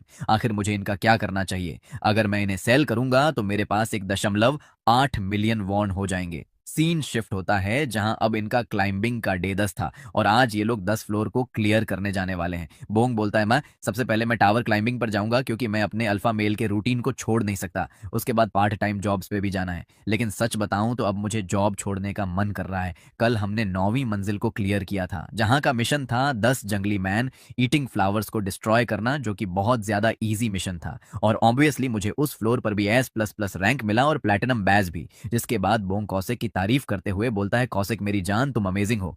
लेकिन यही बंदा अभी 2 चैप्टर्स पहले कौशिक को गाली दे रहा था 3 लोगों का मर्डर करने के लिए। जिसके बाद वह फिर से कौशिक को समन करता है, लेकिन उससे पहले उसे फिर से 5 स्टार रेटिंग देता है, जिससे कौशिक को लगातार टॉप रेटिंग मिलने की वजह से उसका मैनिफेस्टेशन टाइम 1 घंटे से इंक्रीज हो जाता है। जो देखने के बाद बोंग एक्साइटेड होकर बोलता है, यस, कुछ तो फायदा हुआ उसे हर बार 5 स्टार्स देने का। कौशिक समन होने के बाद खुशी से बताता है, मास्टर मैं आपके साथ 1 और घंटे रह सकता हूं। फिर सिस्टम नोटिफिकेशंस आते हैं, कोरिया के 10वें फ्लोर पर एंटर किया जा रहा है। फिजिकल एबिलिटीज भी एनहांस कर दिए गए हैं। ट्रेड और कॉम्बैट स्किल्स भी अब अवेलेबल हैं। कौशिक और बोंग दोनों उस बैरियर से बाहर जा रहे थे और बोंग सोचता है, मैं इस फ्लोर पर कुछ अलग फील कर रहा हूं। टावर के अंदर मेरी फिजिकल एबिलिटीज कुछ ज्यादा ही एनहांस हो चुकी है। मैं अपने पेट में ओवरवेलमिंग स्ट्रेंथ और मिस्टीरियस माना को सेंस कर पा रहा हूं। बोंग खुद को किसी घोड़े के जैसा पावरफुल फील करके बोलता है, अब मैं एक ऐसा घोड़ा बन चुका हूं जिसे कोई भी काबू नहीं कर सकता है। और गाइस, वो सच में ही घोड़ा बन जाता है। फिर वह कौशिक से बोलता है, आज गाड़ी तेरा भाई चलाएगा। तो कौशिक उसे समझाता है, नहीं मास्टर, अगर आपको एक छोटा सा स्क्रैच भी लग गया तो मैं अपना सर फोड़ लूंगा। आपका इंकरेजमेंट और तारीफ ही काफी है, इसीलिए आप बस खड़े रह के देखो। लेकिन बोंग घोड़े जैसा बोलता है, तुम घबराओ मत, मैं एक वाइल्ड हॉर्स हूं और इस बार मैं भी तुम्हारे साथ मिलकर फाइट करने वाला हूं। तभी वहां की जमीन कांपने लगती है जैसे कोई भूकंप आ गया हो। हॉर्स बोंग डरते हुए अपने पीछे देखता है जहां पर उसे एक बड़ा सा आंख दिखाई देता है। फिर हमें उस मॉन्स्टर की फुल बॉडी दिखाई जाती है जो कि एक जाइगेंटिक मैटिस मॉन्स्टर था, जिसके सामने बोंग और कौशिक चींटी जैसे छोटे लग रहे थे। बोंग डर से कांपते हुए बोलता है, भला कोई अकेला प्लेयर इस 10वें फ्लोर के मॉन्स्टर को कैसे मार पाएगा, ये तो इम्पॉसिबल है। फिर बोंग बोलता है, कौशिक भैया तुम अकेले ही फाइट कर लो, क्योंकि एक कीड़े के सामने 2 इंसानों का फाइट करना सही नहीं होगा, इससे मेरा ह्यूमन प्राइड हर्ट हो जाएगा। कौशिक पूछता है, लेकिन क्या आप श्योर हो मास्टर?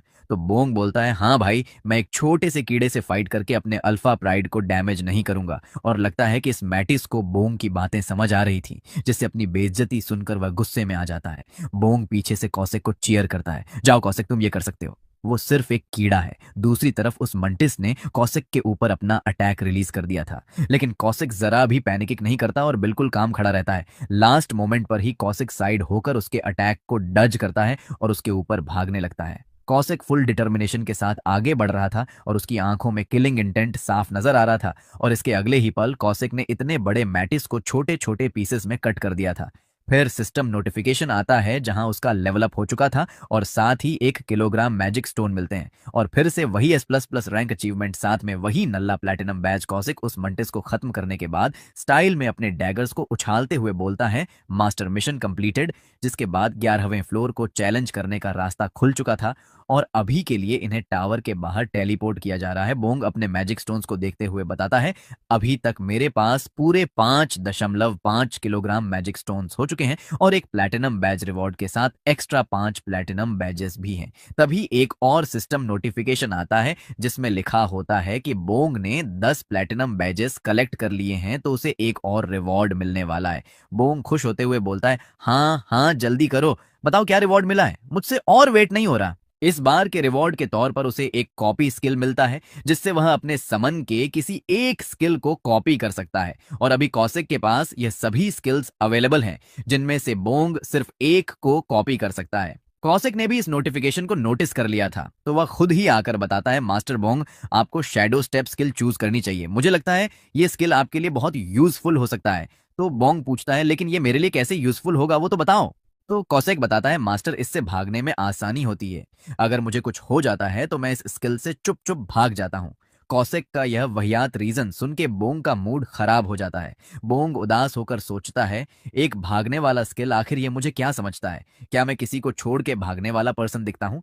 लेकिन इसके बावजूद भी बोंग ने शैडो स्टेप स्किल को चूज कर लिया था, जिसे सिस्टम कंफर्म करता है और इसे सिस्टम स्टेटस में भी रजिस्टर कर दिया जाता है। बोंग एक सीरियस फेस बनाकर सोचता है, वैसे ये स्किल जेन्युइनली मेरे काम आ सकता है, क्योंकि मैंने सुना है लोग कहते हैं फुटवर्क ही लड़ाई की जान है। जिसके बाद बोंग इस स्किल को ट्राई करने लगता है, लेकिन उससे घंटा कुछ नहीं होता और वह सोचता है क्या ये स्किल टावर के बाहर काम करेगा। थकने के बाद बोंग बोलता है ये तो काम ही नहीं कर रहा है, लेकिन अगर सिस्टम मुझे टावर के बाहर समन करने देता है तो ये भी करने देना चाहिए ना। पर कौसेक बोलता है मास्टर आपने जो भी बोला वो मुझे समझ नहीं आया, लेकिन आपने बोला है तो सही ही बोला होगा। जिसके बाद नेक्स्ट डे का सीन दिखाते हैं, जहां बोंग ब्लश करते हुए किसी को कॉल लगा रहा था। सामने वाली लड़की बोलती है हाँ मैं अवेकनर मैनेजमेंट एडमिनिस्ट्रेशन के कॉल सेंटर से बोल रही हूँ। तो बोंग बोलता है मुझे बताना है कि मैं अभी अवेकन हो चुका हूँ। इतना सुनते ही वह लड़की एक्साइटमेंट में चिल्लाते हुए बोलती है कांग्रेचुलेशंस प्लेयर, मुझे पता है आप कंफ्यूज्ड हो कि आगे क्या करना है, बट डोंट वरी, आप अपना एड्रेस दे दो, हम आके आपको समझा देंगे। जिसके बाद बोंग उदास होकर बैठ जाता है और ऊपर में लिखा आता है बेचारा एक आम सिटीजन बोंग ने अपने मैजिक स्टोन्स को सेल करने के लिए कॉल किया था, लेकिन बोल नहीं पाया। फिर भी 25 साल में यह बोंग का बेस्ट डिसीजन था। फिर हम लीमिन को दिखाते हैं जो अपनी कार की तरफ आगे बढ़ रही थी। वहां पर डायरेक्टर जॉन भी था जो उससे पूछता है उस लड़के का क्या हुआ जिसने कल हमें कॉल किया था। तो ली बताती है कि वह लोग नॉर्मल प्लेयर्स ही थे, उनके पास कुछ एक्स्ट्रा ऑर्डिनरी नहीं मिला। ली आगे पूछती है आज भी हमें कुछ प्लेयर्स से मिलने जाना है, तो क्या आप भी साथ चलोगे? तो जॉन भी एग्री करता है और वह आगे बोलता है अगर उनमें से हमें वह S++ रैंक वाला मिला तो हमें कुछ भी करके उसे अपने टीम में लेना होगा, चाहे उसके लिए हमें एडमिनिस्ट्रेशन से कुछ भी देना पड़े तो भी चलेगा। दूसरी तरफ सीन शिफ्ट होता है जहां बोंग अपने घर के एक एक कोने तक को साफ कर रहा था, जैसे कि आज लड़की वाले उसे देखने आने वाले हैं। तभी प्रशासन वाले आकर पूछते हैं हम लोग आ गए हैं, क्या कोई घर पर है? तो बोंग उन्हें आवाज देकर थोड़ा रुकने बोलता है। जिसके बाद बोंग उन लोगों का वेलकम करता है और फिर जॉन भी खुद को इंट्रोड्यूस करता है। जिसके बाद वह ली की तरफ इशारा करके उसे भी बोंग से इंट्रोड्यूस करता है और बोलता है कि अगर कोई भी प्रॉब्लम हो तो उससे पूछ लेना। लेकिन बोंग उस लड़की के आने से बहुत नर्वस हो चुका था और वैसे भी अपना नल्ला बोंग एक प्रोमैक्स इंट्रोवर्ट है। तभी वह लड़की भाग के बोंग के बहुत पास चली आती है और इस सीन को देखने से लग रहा था कि अब वह लोग किस करने वाले हैं। और ली आगे बोलती है सच सच बताना वो तुम ही हो ना, तुम ही S++ रैंक प्लेयर हो ना? डेप्यूटी डायरेक्टर ली बोंग के बहुत ज्यादा क्लोज आकर पूछती है क्या तुम ही S++ रैंक प्लेयर हो? जिससे घबरा के बोंग उससे दूर हो जाता है, लेकिन वह अभी भी शर्मा रहा था। फिर वो मन ही मन सोचता है आखिर ये क्या है, क्या यह कोई अवेकनर्स आइडेंटिफिकेशन मेथड है जिसके बारे में मुझे नहीं पता। खैर छोड़ो, अभी के लिए मैं नहीं मानूंगा कि वह S++ रैंक प्लेयर मैं हूं और बिल्कुल नेचुरल एक्ट करूंगा। जिसके बाद बोंग नर्वसनेस में बिल्कुल किसी रोबोट के जैसे बोलता है मैंने भी उस S+ रैंक प्लेयर के बारे में सुना है, लेकिन मैं वो पर्सन नहीं हूं। ली उसे ध्यान से देखते हुए बोलती है ये लड़का साफ झूठ बोलने की कोशिश कर रहा है, लेकिन इतनी बेकार एक्टिंग कैसे कर सकता है कोई? तभी जॉन आकर ली को पट से हेडशॉट मारता है और बोलता है आखिर तुम कब सुधरोगी? मैंने बोला था ना किसी के क्लोज मत जाना। तो ली माफी मांगती है और आगे से ध्यान रखने का बोलती है। फिर जॉन बोंग से उस लेडी के बिहेवियर के लिए माफी मांगता है, लेकिन बोंग सोचता है मैं तो बहुत ज्यादा डर गया था यार। इसके बाद एक कार्टून क्रिएचर आकर खुद को इंट्रोड्यूस करता है और टावर के बारे में बताता है मेरा नाम है टाबी और आज मैं आपको टावर्स के बारे में बताने वाला हूँ। टावर जिसका कलर ब्लैक है और अपीयरेंस डरावना है, लेकिन ये टावर्स अर्थ की नॉर्मल बिल्डिंग से बहुत डिफरेंट होते हैं। आज से 20 साल पहले ये पूरी दुनिया में एक साथ अपीयर हुए थे और सभी कंट्रीज ने अपने सोल्जर्स और साइंटिस्ट को इस पर रिसर्च करने के लिए डिप्लॉय किया था, लेकिन कुछ भी काम नहीं आया क्योंकि उसके पास जाना ही इम्पॉसिबल था, क्योंकि वो टावर किसी इनविजिबल बैरियर से घिरा हुआ था। तो फिर टावर क्या है? ऐसा बहुत सारे अवेकन प्लेयर्स ने पूछा था। टावर एक गेम लाइक स्ट्रक्चर है जहां तुम्हें एक एक फ्लोर को क्लियर करने के बाद आगे बढ़ना होता है। टावर के बाहर सभी प्लेयर्स नॉर्मल सिटीजन्स जैसे ही होते हैं, लेकिन टावर के अंदर उनके पास पावरफुल एबिलिटीज और स्किल्स आ जाती हैं। टावर से मिलने वाले रिवॉर्ड से वह अपने इक्विपमेंट्स को अपग्रेड कर सकते हैं या फिर उन्हें सेल करके इकोनॉमी में भी कंट्रीब्यूट कर सकते हैं। तो क्या होगा अगर टावर को क्लाइम नहीं किया जाए? अगर ऐसा हुआ तो टावर का प्रोग्रेस स्लो हो जाएगा और टावर कोलैप्सिंग काउंटडाउन एक्टिवेट कर दिया जाएगा। लेकिन अगर कोई इसके अपर फ्लोर्स को क्लियर 1 कर दे तो ये काउंटडाउन रुक सकता है। फिर भी अगर 6 महीने से पहले नए अपर फ्लोर्स को क्लियर नहीं किया गया तो टावर कोलैप्स हो जाएगा और ये बात सभी बाकी कंट्रीज को भी सिस्टम के जरिए बता दी जाएगी। आज से 3 साल पहले ऐसा ही कुछ हुआ था इंडिया के मुंबई सिटी में, जब उन्होंने ट्रायल कंप्लीट नहीं किया था तो उसके बाद पूरा मुंबई सिटी कोलैप्स हो गया। गाइस तुम लोग क्या कर रहे हो? सब लोग चलो मुंबई के ट्रायल को कंप्लीट करने, वरना सच में ट्रायल कोलैप्स हो जाएगा। वैसे हर एक कंट्री के पास 1 से 3 टावर्स हो सकते हैं, जिनमें से कोरिया के पास भी भी एक टावर है जो कि गैंगवन के माउंटेन्स पर स्थित है। और भले ही कोरिया के पॉपुलेशन के 0.1% लोग ही अवेकनर्स हैं, फिर भी कोरिया बाकी कंट्रीज को आसानी से मैच कर रहा है और अभी 65वें फ्लोर को क्लियर करके कोरिया अमेरिका के बाद अब दूसरा कंट्री बन चुका है। वैसे भी हमें घबराने की कोई जरूरत नहीं है, क्योंकि हमारे पास प्लेयर्स हैं और ह्यूमैनिटी अभी टावर्स को एक्सप्लोर और समझने की कोशिश कर रही है। इसीलिए अगर तुम अवेकन हो चुके हो तो जल्दी से ऑनऑफिशियल प्लेयर के लिए रजिस्टर कर दो और फिर तुम भी कोरिया के हीरो बन सकते हो। और अभी जो कुछ हमने देखा वो सब जॉन अपने लैपटॉप में दिखा रहा था, जिसके बाद जॉन बोलता है, बोंग अब मैं तुमसे कुछ क्वेश्चंस करने वाला हूं, तो क्या तुम सच में अवेकनर हो? तो बोंग बोलता है, हाँ मैं अवेकनर हूं और मैंने टावर से कुछ मैजिक स्टोन्स भी कलेक्ट किए हैं। अच्छा, तो फिर तुम कौन से फ्लोर पे हो? तो बोंग बताता है कि उसने हाल ही में 10वें फ्लोर क्लियर किया है। जो सुनने के बाद दोनों लोग सीरियस हो जाते हैं और मन ही मन सोचते हैं, 10वें फ्लोर, वो S++ रैंक प्लेयर भी 10वें फ्लोर पर ही है। क्या इसका मतलब यही वो लड़का है जिसने फ्लोर्स को S++ रैंक से क्लियर किया है? फिर ली उससे पूछती है, प्लेयर बोंग क्या तुमने उस रीसेंट नोटिफिकेशन के बारे में सुना है जिसे लोग ग्लोबल इशू कहते हैं? तो फिर बोंग दोबारा बिल्कुल नॉर्मल एक्ट करते हुए बोलता है, क्या आप लोग S++ रैंक प्लेयर के बारे में बात कर रहे हो? मैंने भी उसके बारे में सुना है, मुझे लगता है वो एक अमेजिंग प्लेयर होगा। तो जॉन उसे नर्वस होने से मना करता है। बोंग मन ही मन सोचता है, क्या मैं ज्यादा ही नर्वस लग रहा हूं? नहीं नहीं, मुझे काम रहना होगा वरना मैं सस्पिशियस हो सकता हूं। फिर जॉन बताता है, टावर क्लाइंबिंग के लिए गवर्नमेंट ने 2 डिफरेंट ग्रुप्स बनाए हैं। पहला है एलीट क्लाइंबिंग ग्रुप और दूसरा है general climbing group. General team वाले अपने शेड्यूल प्लान पे ही काम करते हैं और तुम इन्हें फ्रीलांसर कह सकते हो। लेकिन दूसरी तरफ एलीट टीम गवर्नमेंट के साथ बहुत अच्छा रिलेशन मेंटेन रखती है, जिससे उन्हें अपर फ्लोर्स पर रेड करने के लिए वेरियस टाइप के सपोर्ट और बेनिफिट्स मिलते हैं। और उनमें से एक है पर्सनल प्रोटेक्शन, वह भी टावर के बाहर, जिससे एलीट प्लेयर्स टावर के बाहर सेफ रहे। जॉन पूछता है, बोंग अगर तुम एलीट टीम ज्वाइन करोगे तो तुम्हें सालाना बेसिक सैलरी भी मिलेगा। और बोंग उसकी बातों को ध्यान से सुनते हुए सोचता है, क्या होगा अगर ये बात फैल गई कि मैं ही वो S++ रैंक प्लेयर हूं? सभी न्यूज चैनल्स वाले मेरा बाहर निकलना मुश्किल कर देंगे और बेकार क्वेश्चंस पूछ पूछ के मुझे इरिटेट करेंगे। मैं इतना ज्यादा अटेंशन नहीं सह सकता हूं, क्योंकि मैं एक इंट्रोवर्ट पर्सन हूं। और अगर किसी रिपोर्टर ने मेरे मुंह में माइक दे दिया तो क्या होगा? Back to reality. जॉन उससे बोलता है, अगर आप एलीट टीम ज्वाइन कर सकते हो तो आप अपने रेड्स के फुटेजेस भी रिकॉर्ड करके उन्हें लोगों को दिखा के और भी ज्यादा फेमस हो सकते हो। लेकिन बोंग एलीट टीम को ज्वाइन करने से मना कर देता है और उसका रिप्लाई सुन के जॉन भी हैरान हो जाता है। बोंग आगे बोलता है, मैं जनरल में से ही खुश हूं और मेरे पास कोई खास टैलेंट भी नहीं है। फिर वह जोड़ता है, पर एलीट टीम में ज्यादा अच्छी कंडीशंस हैं, ये मैं मानता हूं। लेकिन इसके बावजूद बोंग नहीं मानता और बोलता है, मेरे लिए रीजनेबल फ्लोर्स पर रहना, उन्हें क्लियर करना और रीजनेबल रिवॉर्ड्स लेना ही इनफ है। जॉन बोंग को जल्दबाजी करने से मना करता है और दोबारा सोचने को बोलता है, लेकिन बोंग कहता है कि उसका डिसीजन नहीं बदलेगा। लीसाई करके बोलती है, लगता है एक और प्लेयर हमारे हाथ से चला गया। वैसे बहुत सारे लोग होते हैं जो एक सर्टेन पॉइंट पर रुक जाते हैं और सेफली आगे बढ़ते हैं, लेकिन मैंने पहली बार ऐसा पर्सन देखा है जिसने टेस्ट टाइम पर इतना अनक्वालिफाइड और डारपोक वाला जवाब दिया है। अगर ये पर्सन एलीट टीम में अप्लाई भी करता तो उसे रिजेक्ट कर दिया जाता, क्योंकि एलीट टीम में जाने के लिए क्लाइंबिंग स्पिरिट होना चाहिए, जो इस बच्चे में नहीं है। जॉन बोलता है, ठीक है बोंग, अगर तुम जनरल टीम में ही रहना चाहते हो तो हम तुम्हें फोर्स नहीं कर सकते, and we respect your decision. इसके बाद जेनन आगे बोलता है, लेकिन क्या तुम एक बार टावर में एंटर करोगे? ये फाइनल प्रोसीजर होता है जहां हम चेक करते हैं कि प्लेयर अवेकन है या नहीं। और वैसे भी तुम डेली एक बार क्लाइम करते ही हो, तो तुम हमारे सामने भी करके दिखा दो, जिससे हमें यकीन हो जाए कि तुम सच में अवेकन प्लेयर हो। इस पर बोंग थोड़ा हेजिटेट करके मान जाता है, पर मन ही मन सोचता है, क्या यह लोग मुझे टावर में भेजकर मेरे S++ रैंक होने का टेस्ट ले रहे हैं? पर टावर में जाने से पहले बोंग उनके सामने एक और बहाना करता है, मुझे टावर्स क्लियर करने में पूरे 2 घंटे तक लग जाते हैं, तो क्या आप उतना वेट कर सकते हो? इस पर ली एग्री करके बोलती है, अरे यही तो हमारा जॉब है। वैसे भी तुम्हें घबराने की कोई जरूरत नहीं है, हम लोग वेट कर लेंगे, तुम जाओ और तुम्हें जितना टाइम लगेगा उतना ले लो। इसके बाद बोंग के पास कोई और बहाना नहीं बचता, तो वह खड़ा हो जाता है टावर एंटर करने के लिए। फिर वह जाने से पहले उनसे बोलता है, अगर आप बोर हो रहे हो तो आप लोग टीवी देख सकते हो और फ्रिज से ड्रिंक्स भी ले सकते हो।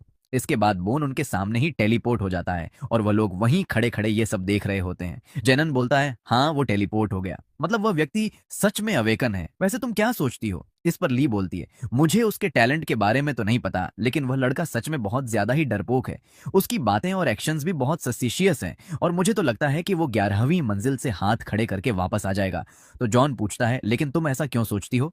फिर ली बताती है क्योंकि मैंने भी 11वीं मंजिल साफ किया था और मुझे पता है कि उस मंजिल पर प्लेयर्स के डर का टेस्ट होता है क्योंकि वहां एक लंबी पूंछ वाली सुरंग में सेंटीपीड रहता है और तुम जानते ही हो कि उन्हें हराना इतना मुश्किल नहीं है, लेकिन तुम्हें एक एक 100 डिस्गस्टिंग दिखने वाले कीड़ों को मारना होगा जो देखने में ही बहुत भयानक होते हैं। इसीलिए बोंग उसे क्लियर नहीं कर पाएगा। मुझे लगता है वह मिशन अबेंडन करके सेफ जोन में भाग आएगा। तो जॉन बोलता है, हाँ मैं भी मान लेता हूं क्योंकि तुम्हारे प्रेडिक्शन हमेशा सटीक होते हैं।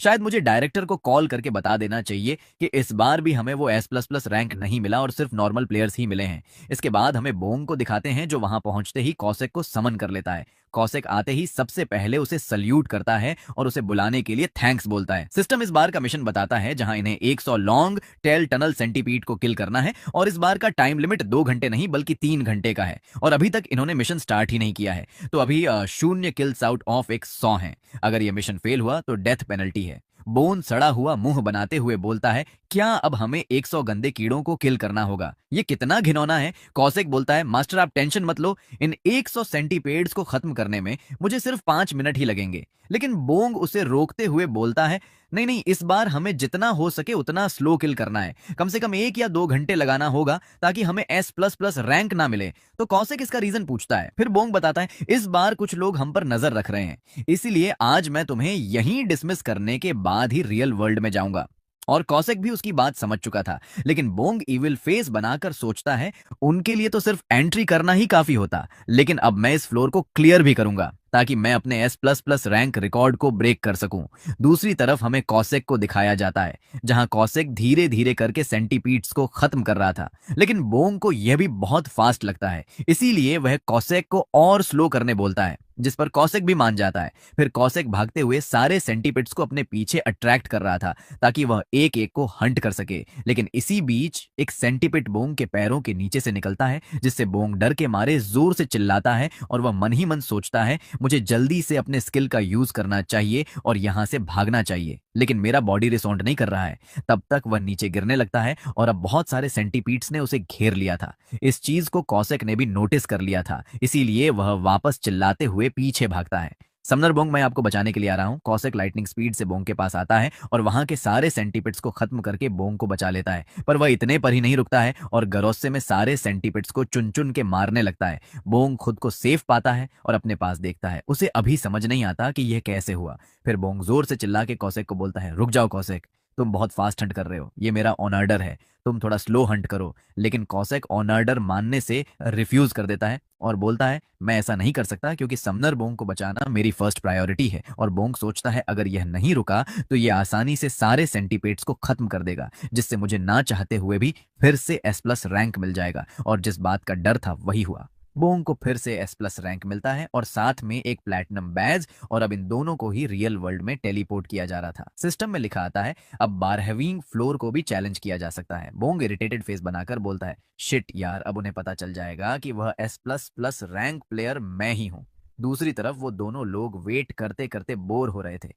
ली बोलते हैं, अब तो 5 मिनट ही हुए हैं और मुझे लगता है वह बच्चा अब हार मान के वापस आ जाएगा। मैं हमें ली दिखाई जाती है, अपने सामने के स्टेटस स्क्रीन को देखकर हैरान रह जाती है और जॉन उससे पूछता है, चीफ इसमें ऐसा क्या है, जिसे देख के आप शॉक्ड हो गई। उस नोटिफिकेशन में भी वही S++ ग्रेड अचीवमेंट लिखा था और इसके अगले ही पल वहां बोंग भी टेलीपोर्ट होकर वापस आ चुका था, वो भी बिल्कुल उस नोटिफिकेशन के बाद ही, जिसे देख के ये दोनों लोग हैरान हो जाते हैं। और ली बोलती है, आखिर चल क्या रहा है? इस नोटिफिकेशन के आते ही प्लेयर बोंग भी आ गया। आखिर इसका क्या मतलब हो सकता है? कहीं इसका मतलब ये तो नहीं कि बोंग ही वह S++ रैंक प्लेयर है? और बोंग बोलता है, मैं ये करना तो नहीं चाहता था, लेकिन मेरे पास बचने का कोई और ऑप्शन नहीं है, इसलिए मुझे ये करना ही होगा। हम देखते हैं कौशिक भी बोंग के पीछे अटैक करने को रेडी था और बोंग बोलता है, अब तुमने ये देख लिया है तो तुम दोनों को अब शांत करना होगा। बोंग बिना कुछ सोचे ही अपना हाथ आगे करके कौशिक को उन्हें चुप कराने का कमांड दे देता है और कौशिक भी अपने मास्टर के कमांड्स मानते हुए उनकी तरफ आगे बढ़ रहा था। इसके अगले ही पल कौशिक ने अपने वेपन से उन दोनों अवेकनर एडमिनिस्ट्रेशन वालों का सर धड़ से अलग कर दिया था। फिर उनका सर गिफ्ट रैप करके बोंग को देता है, लेकिन बोंग ये देखकर डर जाता है और रोते हुए बोलता है, भला इनका सर काटने को किसने बोला था तुम्हें? अब मैं क्या करूं? दूसरी तरफ उनके कटे हुए सर बोल रहे थे, प्लेयर बोंग, आखिर तुमने हमें क्यों मार दिया? हमारी क्या गलती थी? जिससे डर के मारे बोंग जोर जोर से आई एम सॉरी चिल्लाने लगता है। तभी ये दोनों उसके सामने आकर पूछते हैं, अरे बोंग क्या हुआ, तुम ठीक तो हो ना? फिर सीन जूम आउट करके दिखाते हैं जहां बोंग ये सब इमेजिन कर रहा था और खुद ही डर भी रहा था। फिर वो रियलाइज करता है कि ये सब उसका डेल्यूजन था और जॉन उससे कहता है, मैं तुम्हें एक और बार पूछ रहा हूं, क्या तुम मिलर टीम को ज्वाइन करोगे? फिर बोंग एक्टिंग करते हुए बोलता है, अरे ये सब एक मिसअंडरस्टैंडिंग है, शायद मैंने और किसी और प्लेयर ने सेम टाइम पर 11वें फ्लोर क्लियर कर दिया होगा, इसीलिए आप लोग कुछ गलत समझ रहे हो। तो जॉन पूछता है, लेकिन टाइमिंग तो कुछ ज्यादा ही परफेक्ट थी, क्या तुम सच में वह एस प्लस रैंक प्लेयर नहीं हो? फिर बोंग बोलता है, नहीं भला मैं कैसे एक S plus plus rank player हो सकता हूं, ये सिर्फ एक कोइंसिडेंस था। जिसके बाद जॉनन अपने पास से एक एनवलॉप निकालकर बोंग को देता है और बोलता है, वैसे भी अवेकनिंग कंफर्म हो चुका है, तो मैंने तुम्हारे लिए कॉन्ट्रैक्ट प्रिपेयर कर दिया है। जिसे देखने के बाद बोंग घबराते हुए बोलता है, ये तो एलीट टीम का कॉन्ट्रैक्ट है, हाँ ना, पर मैंने तो जनरल टीम के लिए बोला था ना।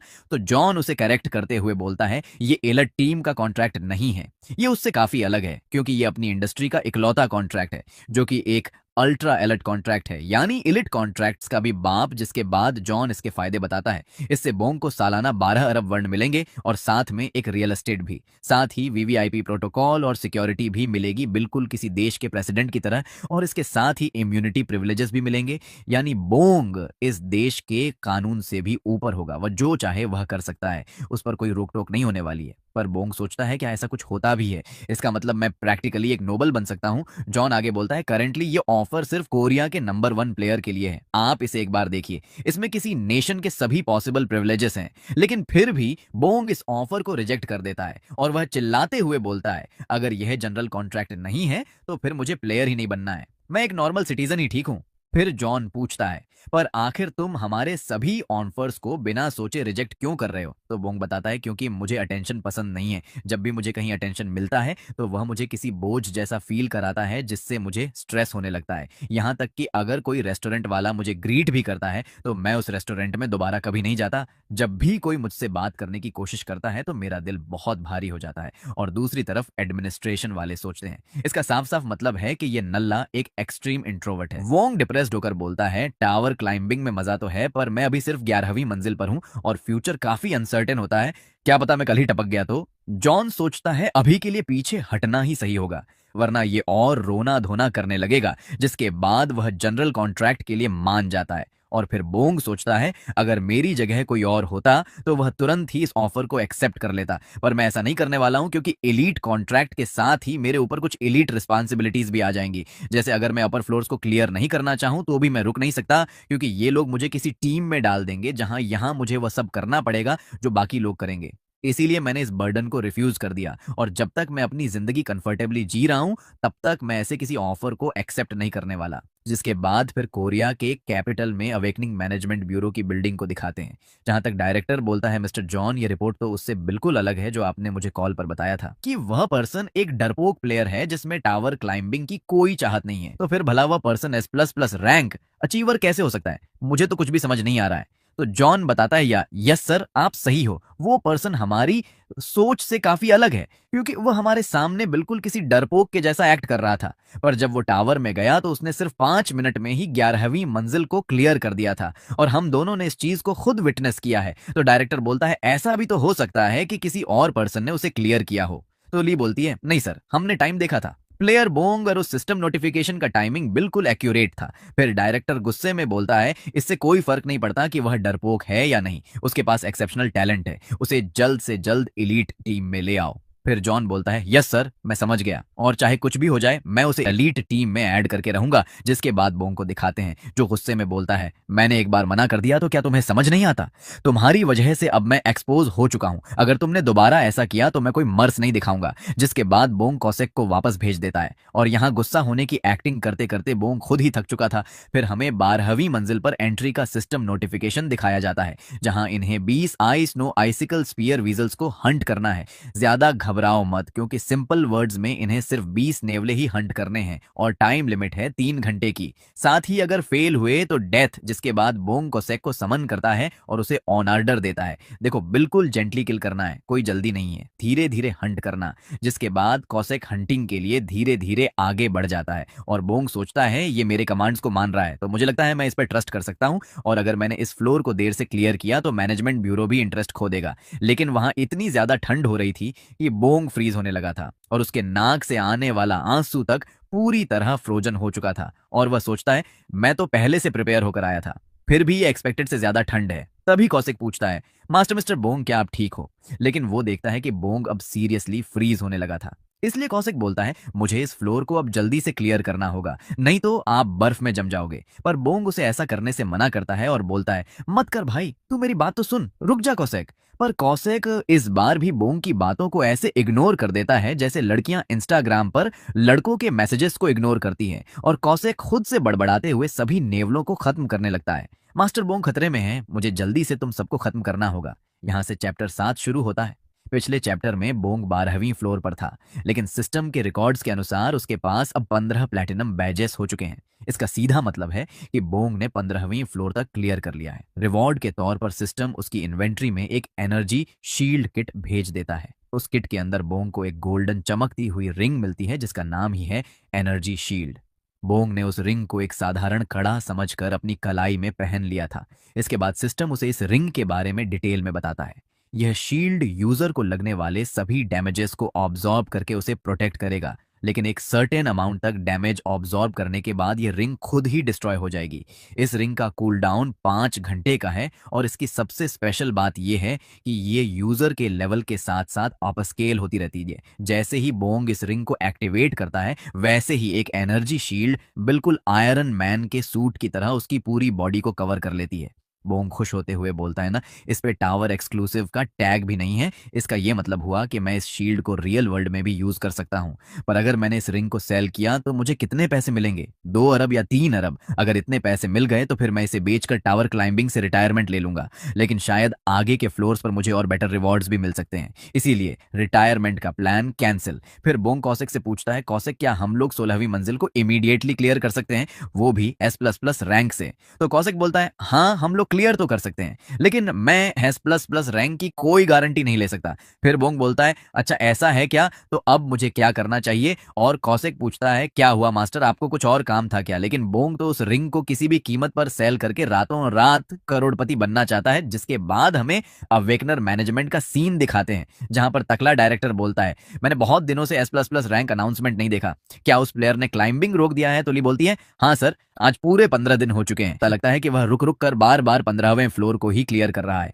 तकला डायरेक्टर इरिटेट होते हुए बोलता है भगवान भी पता नहीं क्या क्या करते हैं, टैलेंट दिया भी है तो एक डरपोक प्लेयर को जो 15 दिन से आगे ही नहीं बढ़ पा रहा है। तो जॉन बोलता है वैसे ये बात सच है कि 16वीं मंजिल के बाद डिफिकल्टी कुछ ज्यादा ही इंक्रीज हो जाती है, लेकिन मुझे नहीं लगता कि प्लेयर बोंग ने गिव अप कर दिया है। तभी उसे किसी का कॉल आता है और वह डायरेक्टर को बताता है सर अभी प्लेयर बोन ने कॉल किया था और उन्होंने बोला है कि वह अवेकनर मैनेजमेंट एडमिनिस्ट्रेशन आ रहे हैं क्योंकि उन्हें कुछ शॉपिंग करनी है। तो डायरेक्टर पूछता है प्लेयर शॉप क्या? इसका मतलब वही है जो मैं सोच रहा हूँ। फिर जिन बोलता है हाँ वो 15वें फ्लोर को बार बार क्लियर करके कुछ पैसे कलेक्ट कर रहा था ताकि वह कुछ न्यू आइटम्स बाय कर सके, और मुझे याद है कि जब हम उसके घर गए थे तब वहां पर भी कोई वेपन या इक्विपमेंट नहीं था, इसीलिए वह शायद कुछ खरीदना चाहते हैं। डायरेक्टर आगे बोलता है आखिर मैं इतना बड़ा गधा कैसे हो सकता हूँ? मैंने जीनियस बोंग को डरपोक बोल दिया और बिना सच्चाई जाने ही उसे क्रिटिसाइज करने लगा।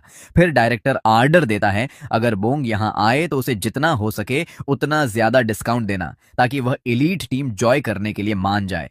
इसके बाद सीन 15 दिन पहले शिफ्ट होता है जहां कौशिक सड़ा हुआ फेस बनाकर बोलता है क्या नहीं मास्टर, आप मेरे साथ ऐसा क्यों कर रहे हो? क्या मुझसे कोई गलती हुई है? अगर हुई भी है तो मुझे मार दो, लेकिन ऐसा करने के लिए मत बोलो। तो बोंग बोलता है अच्छा ठीक है, अगर तुम मेरे पेट में चाकू नहीं मारना चाहते तो फिर मेरे हाथ पर ही मार दो, क्योंकि मुझे चेक करना है कि मेरा एनर्जी शील्ड काम कर रहा है या नहीं। और बोंग सोचता है भला ये इतना ओवर एक्टिंग क्यों कर रहा है, जैसे मैंने इसे खुद को किल करने बोल दिया हो। वैसे भी ये तो अससिन है, एक स्क्रैच देने के लिए ही तो बोला है मैंने। कौशिक मना करते हुए बोलता है मुझे कुछ सुनाई नहीं दे रहा है, मैं बहरा हूं। नहीं नहीं मैंने कुछ भी नहीं सुखाना है। फिर बोंग बोलता है तुम बहुत फ्रस्ट्रेटिंग हो, अगर तुम नहीं करना चाहते तो मैं खुद ही कर लेता हूं। और फिर वह खुद से ही डैगर को स्टैब कर लेता है। इसके बाद कौशिक का रिएक्शन देखो, ऐसा लग रहा था जैसे बेचारे की जान ही निकल गई हो। फिर बोंग भी पैनिक करते हुए अपने ऊपर हीलिंग पोर्शन यूज करता है और बोलता है शिट, मैं तो एनर्जी शील्ड एक्टिवेट करना ही भूल गया था, और वो कौशिक को पैनिक करने से मना करता है। लेकिन दूसरी तरफ कौशिक रोते हुए बोल रहा था मैंने मास्टर बोंग को इसी हाथ से हर्ट किया है, इसीलिए अब ये हाथ ही नहीं रहना चाहिए, मैं अभी अपने हाथ को काट लेता हूं। फिर वह बोंग से बोलता है मास्टर क्या आप पागल हो चुके हो? आप कभी दोबारा ऐसा रिस्की काम मत करना।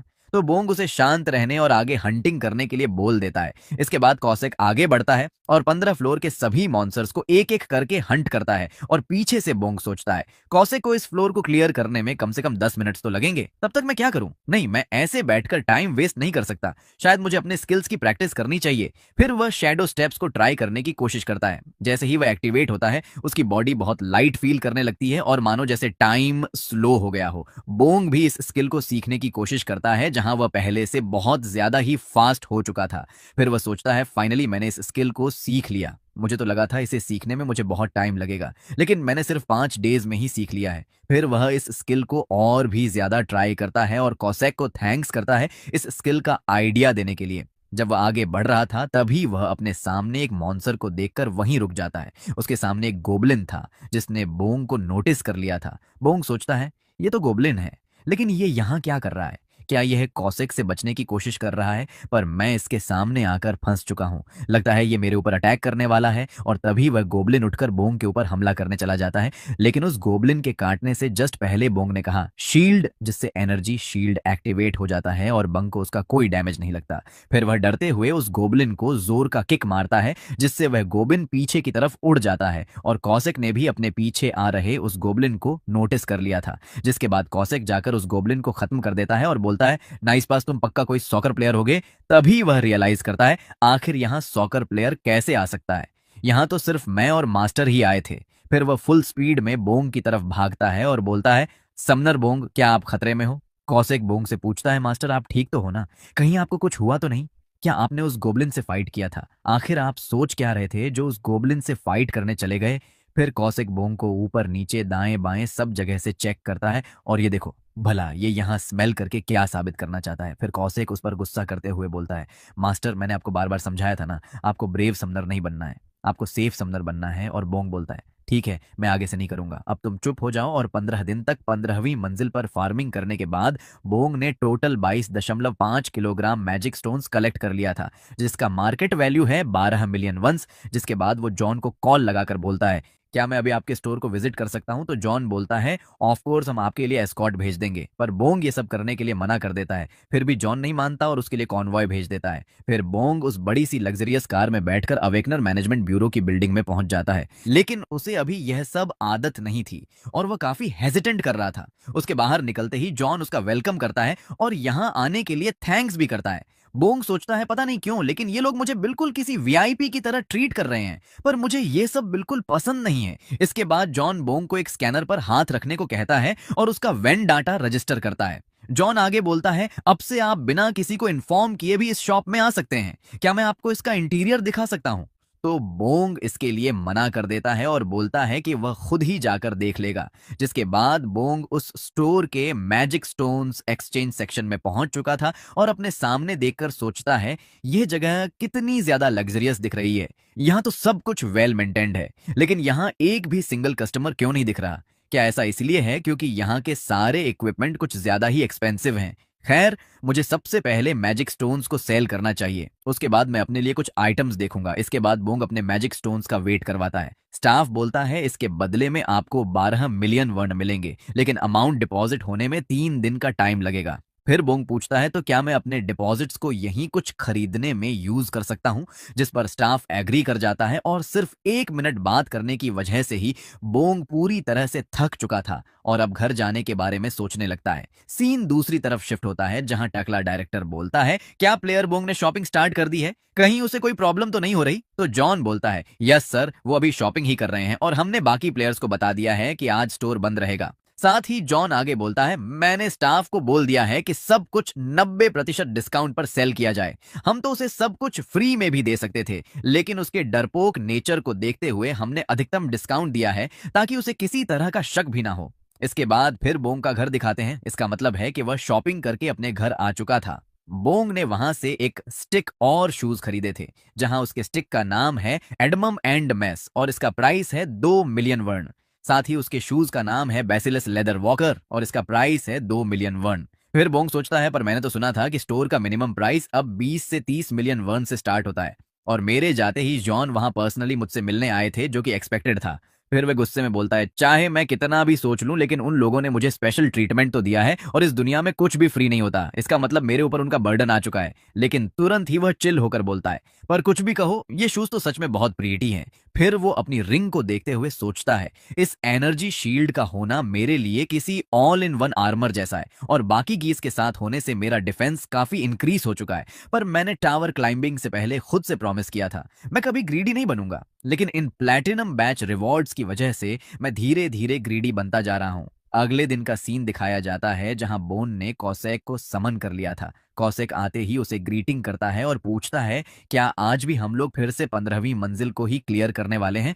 तो बोनक मना करते हुए बोलता है कि आज हम लोग 16वीं मंजिल को क्लियर करने जाएंगे। लेकिन उससे पहले एक गुड न्यूज है, मेरा रैंडम समवन का कूल डाउन अब रिमूव हो चुका है। कौशिक भी खुश होकर बोलता है, ये तो बहुत अच्छी बात है। इसका मतलब है कि आज हमारे साथ हमारा न्यू फ्रेंड भी जाएगा। इसके बाद बोंग बहुत ज्यादा जादू टोना करने लगता है। प्लीज भगवान मुझे कोई एलएसआर ग्रेड समन देना, आबरा का डाबरा मस्त वाला समन प्रकट हो जाए। इसके बाद वहां एक समन सर्कल एक्टिवेट हो जाता है और समन प्रक्रिया भी शुरू हो चुकी होती है और उसी सर्कल के अंदर से एक जेंट मॉन्सर निकलता है जिसके सिर पर हॉर्न होता है, जिसे देखकर बोंग और कौशिक दोनों सरप्राइज हो जाते हैं। लेकिन वो समन कुछ ज्यादा ही बड़ा होता है, जिसकी वजह से उसका सिर बोंग के रूम की छत तोड़कर बाहर निकल जाता है और बोंग घबराते हुए सोचता है, भला मैंने किस मॉन्स्टर को समन कर लिया है जो इतना ज्यादा बड़ा है? इसने तो मेरी छत तोड़ दी है।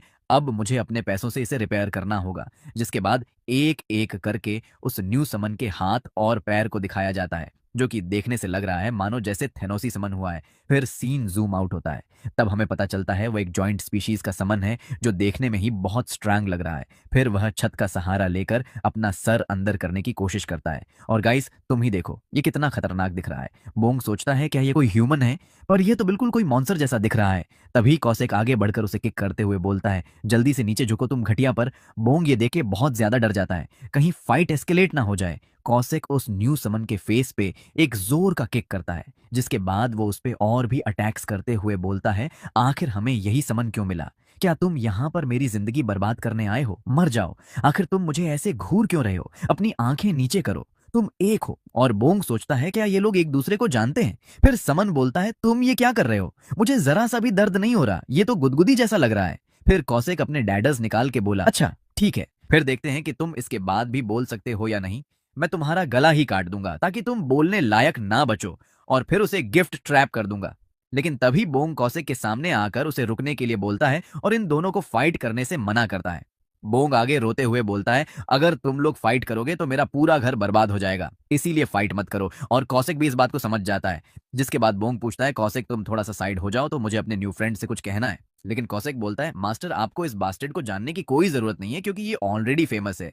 ये हमारी दुनिया में बहुत बदनाम पर्सन था और मैं तो शर्त लगा सकता हूँ कि इसे उन 3 लॉस के बारे में भी कुछ नहीं पता होगा। तो समन भी बोलता है, वो 3 लॉस शायद मैंने सुना है। तो कौशिक उसे तीनों लॉस बताने को कहता है। फिर यह समन अटकते हुए बोलता है, पहला आर्टिकल वो समनर ओबेडियंस था और दूसरा आर्टिकल शायद समनर के प्राउस के बारे में था और तीसरा आर्टिकल शायद मैं भूल गया। फिर कौशिक गुस्सा करते हुए बोलता है, देखो मास्टर आपने सच में एक गधे को समन कर लिया है, हमें इसे अभी ही किल करके 100 दिनों के अनसमन कर देना चाहिए। बोंग सोचता है, सच में इसे तो उन लॉस के बारे में कुछ भी नहीं पता है। जिसके बाद न्यू समन का कैटलॉग दिखाते हैं जहां इसका नाम अननोन है और यह रेयर ग्रेड का है। साथ ही ये सैवेज वॉरियर टाइप है। इसका मैनिफेस्टेशन लिमिट 10 घंटे का है और रिमन कूल डाउन 3 घंटे का है। बोंग डिसअपॉइंटेड होकर सोचता है, आर रैंक, ये तो सबसे लोएस्ट रैंक का है। क्या मुझे एक और महीना रुक के किसी दूसरे समन का इंतजार करना चाहिए? फिर बोंग किसी इंटरव्यूअर के जैसे उससे क्वेश्चंस करता है, तुम्हारा नाम क्या है? तो समन बोला, मुझे नहीं पता, मैं भूल गया। फिर बोंग दूसरा क्वेश्चन पूछता है, तुम यहाँ क्या करने आए हो? तो समन बोला, वो भी नहीं पता। फिर बोंग तीसरा क्वेश्चन पूछता है, क्या तुम्हें टावर के बारे में कुछ पता है?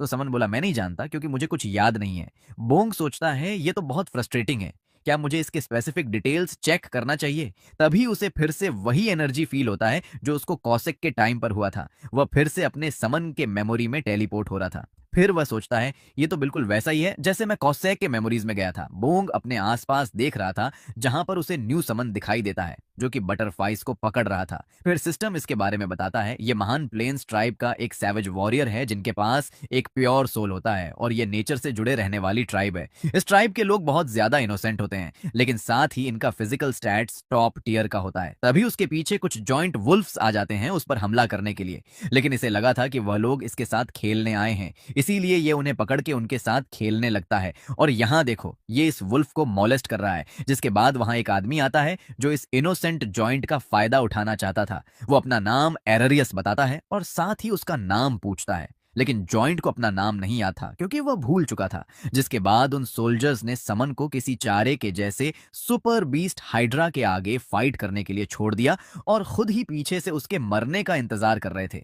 लेकिन समन इतना भी वीक नहीं था जो इजीली उस हाइड्रा से मारा जाए। उसने भी हाइड्रा के बहुत सारे सर को उखाड़ फेंका था, लेकिन इस बीच उसे ख्याल नहीं था कि उसका स्किन मेल्ट हो रहा था और वह सोल्जर्स उसे मरते हुए देख के उसका मजाक उड़ा रहे थे, क्योंकि जॉइंट ने हाइड्रा को ऑलरेडी वीक कर दिया था। जिसका फायदा उठा के इन्होंने उस हाइड्रा को मार के खुद ही सारा क्रेडिट ले लिया और देखते ही देखते वो एसिड की वजह से उसका स्किन मेल्ट होने लगता है और वह स्केलेटन बन जाता है। और बोंग उसे देख के सोचता है उन लोगों ने इसे मीट शील्ड के जैसा यूज किया और इसे मरने के लिए छोड़ दिया। ये बिल्कुल भी अच्छा नहीं हुआ। उन लोगों ने समन के इनोसेंस का गलत फायदा उठाया और उसे मरने दिया। बोंग अपना हाथ उसके आगे करके बोलता है, तुम्हारा स्वागत है। चलो अब साथ मिलकर टावर क्लाइंबिंग करते हैं, लेकिन स्टार्ट करने से पहले मुझे तुम्हें कोई नाम देना होगा। तो तुम ही बताओ तुम्हें कौन सा नाम पसंद है, यमन या फिर गोबांग? समन अभी भी बोलता है आई डोंट नो। तब बोंग उसे एक नाम चूज करने बोलता है, तो समन ने गोबंग चूज किया। फिर बोंग आगे बोलता है, ऑल राइट मिस्टर गोबंग, मैं तुम्हें बहुत ज्यादा खुश रखने वाला हूँ, तो क्या तुम मेरा ट्रस्ट करते हो? तब गोबैंग बोलता है, हाँ मैं समनर बोंग को ट्रस्ट करता हूँ। फिर बोंग बोलता है, मैं कौशिक और गोबैंग तीनों साथी हैं और अब हमें इसे ठीक करना होगा। कौशिक डिस्गस्टिंग फेस बना के बोला, क्या करना होगा मुझे? फिर वो खुद ही चालाक स्माइल करते हुए कुछ कैलकुलेशंस करता है। फिर वो एक्साइटेड होकर बोला, अब जब मैं उसे देखता हूं तो यह एक रिलायबल मीट शील्ड जैसा लगता है। मैं उसे सुधार के एक इंसान बना दूंगा। बोंग बोलता है, चलो फिर अब जल्दी से जाकर 16वीं मंजिल को भी क्लियर करते हैं। जिसके बाद कौशिक गोबांग के पास जाकर बोलता है, ओए गोबांग, क्या तुम कुछ बोलना चाहते हो? तो गोबांग भी बिल्कुल कौशिक के जैसे ही यस सर बोलता है, जिससे कौशिक और भी ज्यादा इरिटेट हो जाता है और उसे मारते हुए बोलता है, तुम सुअर कहीं के, मुझे कॉपी करना बंद करो। और बोंग इन्हें देख के सोचता है, एक डरपोक बेटा मेल प्लेयर, एक खतरनाक असासिन और एक इनोसेंट मीट शील्ड, ये कॉम्बिनेशन सुनने में ही किसी डिजास्टर जैसा लगता है। लेकिन अब 16वीं फ्लोर में जाने के बाद हमें इसकी सच्चाई पता चलेगी। जिसके बाद एक एक करके सिस्टम नोटिफिकेशन आते हैं। ब्लैक टावर के 16वें फ्लोर पर एंटर किया जा रहा है। फिजिकल स्टैट्स एनहांस हो चुके हैं, ट्रेड्स और कॉम्बैट स्किल्स एंड अवेलेबल हैं। फिर बोंग, कौशिक और उनका न्यू पार्टनर गोबांग तीनों एक साथ 16वीं फ्लोर में टेलीपोर्ट रहे थे, लेकिन इस बार बोंग कुछ ज्यादा ही एक्साइटेड है। फिर सिस्टम इस फ्लोर का मिशन बताता है जहां इन्हें 30 गोबन स्काउट्स को खत्म करना है और टाइम लिमिट 5 घंटे का है, साथ ही मिशन फेल होने पर डेथ। कौशिक आगे चलते हुए बोलता है, मास्टर बोंग, आप अपना एनर्जी शील्ड एक्टिवेट कर लीजिए और आपको अपना शैडो स्टेप्स स्किल्स को यूज करने के लिए तैयार रहना होगा, क्योंकि इस फ्लोर के गोब्लिन्स पॉइजन नीडल शूट करते हैं और यह बताना बहुत मुश्किल है कि वो लोग कब हमला करेंगे। और हम देखते हैं गोब्लिन्स चुपचाप उनकी बातें सुन रहे थे।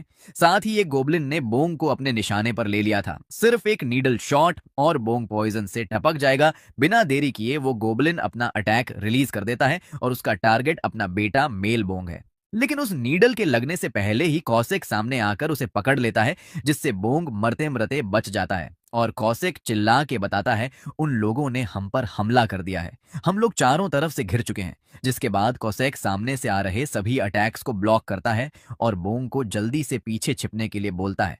लेकिन बोंग जिस पत्थर के पीछे छिपा था वह भी टूटने लगा था, क्योंकि सभी गोबलिन उस पर नीडल्स से अटैक कर रहे थे और बोंग उसे टूटते देख के घबरा जाता है। फिर वह जल्दी से अपने पीछे मुड़ता है और गो बैंग से बोलता है, तुम यहाँ क्या कर रहे हो? जल्दी से सामने जाओ और उन सबको ब्लॉक करो। इतना सुनते ही अपना इनोसेंट गोबंग रेज मोड में आ जाता है और हम उसके चेहरे से ही पता कर सकते हैं कि वह बहुत गुस्से में है। फिर वह अपने पैरों में स्ट्रेंथ गैदर करता है और एक लॉन्ग जंप लगाता है, जिससे वह आसमान की ऊंचाइयों में चला जाता है और उसे देख के सभी गोबलिन्स घबराने लगते हैं। गोबंग के डर से सभी गोबलिन कौशिक को छोड़ के भागने लगते हैं, पर कौशिक को समझ नहीं आता कि वह भाग क्यों रहे थे। जिसके बाद वह अपने नीचे एक परछाई को नोटिस करता है। फिर वह जल्दी से पीछे मुड़ता है, लेकिन अब तक बहुत देर हो चुकी थी, क्योंकि अब तक गोबंग ने अपना बॉडी स्लैम अटैक करके बहुत सारे गोबलिन्स को खत्म कर दिया था। लेकिन अपना कौशिक भी इसकी चपेट में फंस जाता है और उसे गाली देता है, अबे कुत्ते के पिल्ले, मुझे क्यों तोड़ा? मैं तो तुम्हारी टीम से हूं। बोंग पीछे से गोबांग को देखते हुए सोचता है, अमेजिंग, ये समन तो मेरी एक्सपेक्टेशन से भी ज्यादा स्ट्रांग है। वो फाइट किए बिना ही सिर्फ अपने बॉडी स्लैम से ही गोबिन्स को खत्म कर रहा है। उसके डर से गोबलिन्स के पसीने छूट रहे थे। फिर वो सब एक साथ मिलकर उसके ऊपर पॉइजन नीडल से हमला करते हैं, पर गोबांग उनमें से किसी नीडल को ब्लॉक नहीं करता है और बोला, आखिर ये क्या है, मुझे जरा भी दर्द नहीं हो रहा, इससे मुझे कुछ नहीं होगा, मैं तुम सबको खत्म कर दूंगा। ये समन और बोंग का आर्डर है। बोल के वह फुल स्पीड में भागते हुए अपने सामने के सभी गबंस को मार देता है और पीछे से बोंग उसे देखते हुए सोचता है, क्या यह समन सच में सिर्फ आर रैंक का है? मगर इसके कॉम्बैट स्किल्स को देखने से लगता है जैसे यह कोई एसआर या फिर एसएसआर रैंक का है। कहीं इसका आर रैंक इसके इंटेलिजेंस को देखते हुए नहीं मिलाना। जिसके बाद सीन शिफ्ट होता है जहां पर बहुत सारे फ्राइड चिकन रखे हुए थे और गोबंग मुट्ठी मार के चिकन खा रहा था। गोबंग खाते हुए बोलता है, ये किचन तो बहुत टेस्टी है, मुझे ये चीज बहुत पसंद आया। फिर बोंग बोलता है, तुम अपना मील एंजॉय करो क्योंकि तुम्हारा परफॉर्मेंस भी इनक्रेडिबल था, इसीलिए तुम्हें जितना खाना है उतना खाओ। तभी कौशिक उड़ते हुए आता है और गोबैंग को हिट करके बोलता है, अरे ये किचन नहीं है, ये चिकन है और इतना ज्यादा मत खाओ। फिर उसके बाद वह भी चिकन खाता है, लेकिन उसे चिकन बहुत स्पाइसी लगता है, जिससे वह चेरिजार्ड बनकर मुंह से आग निकालने लगता है। और बोंग ये सब देख के परेशान हो रहा था। गोबंग बोलता है, ये असासिन तो एक स्पाइस विम है, लेकिन समन और बोंग गुड पर्सन। जो सुनने के बाद बोंग भी रुक जाता है और सोचता है, क्या ये मेरा भ्रम था या फिर इसने सच में मेरी तारीफ की? जिसके बाद गोबांग बोलता है, किचन खिलाओ गोबांग जान देना। गाइस, मैंने बताया था ना कि ये टूटा फूटा बोलता है, इसलिए मैं भी ऐसे ही ट्रांसलेट कर रहा हूं। अगर तुम्हें नॉर्मल ट्रांसलेशन चाहिए तो मुझे कमेंट्स में बता देना, फिर आगे से मैं इसको नॉर्मल ट्रांसलेट करूंगा। बोंग अपनी तारीफ सुनकर ब्लश कर रहा था और वह आगे बोलता है, तुम दोनों ने जो काम किया है उसके बदले में यह चिकन तो कुछ भी नहीं है, तुम तो बहुत स्ट्रांग हो। तभी कौसैक पीछे से आता है और डायरेक्ट गो बैंग के पेट में किक करके बोलता है, मैंने बोला था ना ये चिकन है, चिकन, इसे किचन कहना बंद करो। और गाइस, तुम लोग बोंग के रिएक्शन से ही समझ सकते हो वो कितना डर गया है। जिसके बाद बोंग कौसैक पे चिल्लाता है, तुमने तो मुझे हार्ट अटैक ही दे दिया था, आखिर तुम किसी को बुली क्यों कर रहे हो? तो कौसैक उससे माफी मांगता है और बोलता है, मुझे लगा था कि गोबंग को थोड़ी एजुकेशन की जरूरत है, इसीलिए मैं तो बस उसे सिखा रहा था। और कौसैक मन ही मन सोचता है, इसको देखो, मास्टर मुझे डांट रहे और ये नल्ला कैसे ठूस रहा है। जिसके बाद अगले दिन का सीन दिखाते हैं जहां पर ये लोग 17वीं मंजिल में जा रहे थे। फिजिकल स्टैट्स इंक्रीज हो चुके हैं, ट्रेड्स और कॉम्बैट स्किल्स अभी अवेलेबल हैं, साथ ही अभी बोंग का लेवल 17 हो चुका है और इस पावर एप्स के साथ वह अपने अंदर अनकंट्रोलेबल स्ट्रेंथ को फील करता है। और इसके वेंस तो देखो, इतने तो मेरे भी नहीं। बोंग खुद को फिर से किसी घोड़े जितना पावरफुल फील कर रहा था, मानो जैसे वो अकेले ही इस फ्लोर के सभी एनिमीज को खत्म कर देगा। तभी कौशिक बोंग को रियलिटी चेक देते हुए बोलता है, लेवल 20 तक जाने के बाद लोग घमंडी हो जाते हैं, इसीलिए मैं आगे रहूंगा। फिर गोबैंग बोलता है, हाँ, समनर बोंग से भी फाइट। और इतना कुछ सुनने के बाद अपना जोशीला बोंग फिर से ठंडा पड़ जाता है क्योंकि वह अभी भी इन दोनों के सामने कुछ नहीं है। जिसके बाद 17वीं मंजिल का मिशन दिखाते हैं जहां इन्हें 30 गोबलिन को हराना है। लेकिन इस बार के गोबिन सोल्जर्स कुछ ज्यादा ही एडवांस थे और बन इन्हें देख के सोचता है, इन्हें देखने से ऐसा लग रहा है जैसे मैं किसी मूवी का सीन देख रहा हूं, लेकिन उन्हें देखने से ही मुझे प्रेशर फील हो रहा है। और यह गोबलिन बटालियन में एटलीस्ट 90 स्ट्रांग गोबलिन्स हैं, साथ ही ये लोग हाईली स्किल्ड हैं। फिर बोंग बताता है कि उसने यहां आने से पहले इस फ्लोर के बारे में स्टडी किया था, जहां उसे पता चला है जैसे ही गोबलिन सोल्जर्स आते हैं तो उन्हें सेफ जोन में रिट्रीट करना होगा, जिसके बाद इन्हें कुछ देर तक वेट करना है। उसके बाद गोबिन फोर्सेस 3-3 के ग्रुप में बांट जाएंगे, जिसके बाद हमें एक बार में ही इन 3 गोबलिन को खत्म करना होगा। और इसी स्ट्रेटजी को 10 बार फॉलो करने के बाद हम लोग 30 गोबिन को खत्म करके इस फ्लोर को भी क्लियर कर लेंगे। जिसके बाद बोंग गोबांग को आवाज देता है तो गोबांग पीछे मुड़ के पूछता है, समनर बोंग बुलाया? फिर बोंग सोचता है, मुझे इतने थकाऊ प्रोसेस में फंसने की कोई जरूरत नहीं है। जिसके बाद वह गोबांग को आर्डर देता है, जाओ गोबांग और हमारे सभी दुश्मनों को खत्म कर दो। जो सुनते ही गोबांग रेज मोड में आ जाता है और ओरा फार्मिंग स्टार्ट कर देता है, जिसके प्रेशर से उसके नीचे की जमीन टूटने लगती है। और बोंग उसे देखते हुए सोचता है, गोबांग के साथ होने से लेवल 20 या फिर उससे ज्यादा लेवल्स को क्लियर करना बहुत आसान हो जाएगा। बोंग मन ही मन सोचता है, अगर मैंने लेवल 20 को क्लियर कर दिया तो उसके बाद मुझे क्या रिवॉर्ड मिलेगा?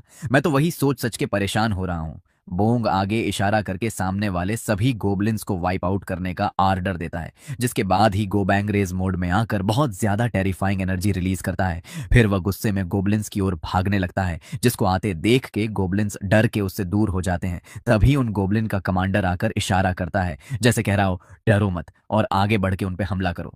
इतना सुनते ही आगे के सभी गोबलिन्स अपना स्टंस ले लेते हैं फाइट करने के लिए, लेकिन गोबांग को इससे घंटा फर्क नहीं पड़ता है। वो उन वेपन्स के सामने उन्हें डिस्ट्रॉय करने के लिए खड़ा हो जाता है, जिसके बाद वह फुल स्पीड में भागते हुए सामने के सभी गोबलिन मॉन्स्टर को मार मार के उड़ा रहा था। और गोबलिन एक एक करके मुंह के बल गिरते हैं क्योंकि उनका गोबंग के सामने कोई चांस नहीं है। ये सब देखने के बाद बोंग सोचता है, वाओ, इसका ये परफॉर्मेंस तो मैंने एक्सपेक्ट ही नहीं किया था। ये कितना ज़्यादा स्ट्रैंग है। ये बिल्कुल किसी टैंक के जैसे अपने सामने आने वाले सभी गोबलिन्स को डिस्ट्रॉय कर रहा है, क्योंकि स्ट्रेटजी और टैक्टिक्स तभी काम करते हैं जब सामने वाला सेम लेवल का हो। फिर सिस्टम नोटिफिकेशन आता है जहां इन्होंने 17वीं फ्लोर को क्लियर कर दिया था, वह भी एस प्लस रैंक से, और साथ ही इनको फिर से वही एस प्लस रैंक के बदले में प्लैटिनम बैज मिलता है, जिसे देखने के बाद बोंग खुशी से गोबांग की बहुत तारीफ करता है। लेकिन दूर से कौसेक भी यह सुन रहा था, और जब वह बोंग को किसी कल के आए हुए न्यू समन की तारीफ करते देखता है तो उसका दिल टूट जाता है और उसे जोर का झटका लगता है। जिसके बाद सीन शिफ्ट होता है और हमें 18वीं मंजिल का मिशन दिखाते हैं, जहां पे इन्हें 30 गोबलिन एससिन को खत्म करना है। बोंग और दोनों समन सामने देखते हैं जहां पर बहुत सारे छोटे छोटे एसासीन गोबलिन ने उन्हें घेर रखा था, और वह लोग इन्हें देखते हुए डेथली ग्लेयर देते हैं। फिर बोंग जल्दी से गोबंग को कमांड देता है, जाओ और सामने के सभी गोबलिन्स को खत्म कर दो। जो सुनते ही गोबंग फुल स्पीड में उनकी ओर भागता है।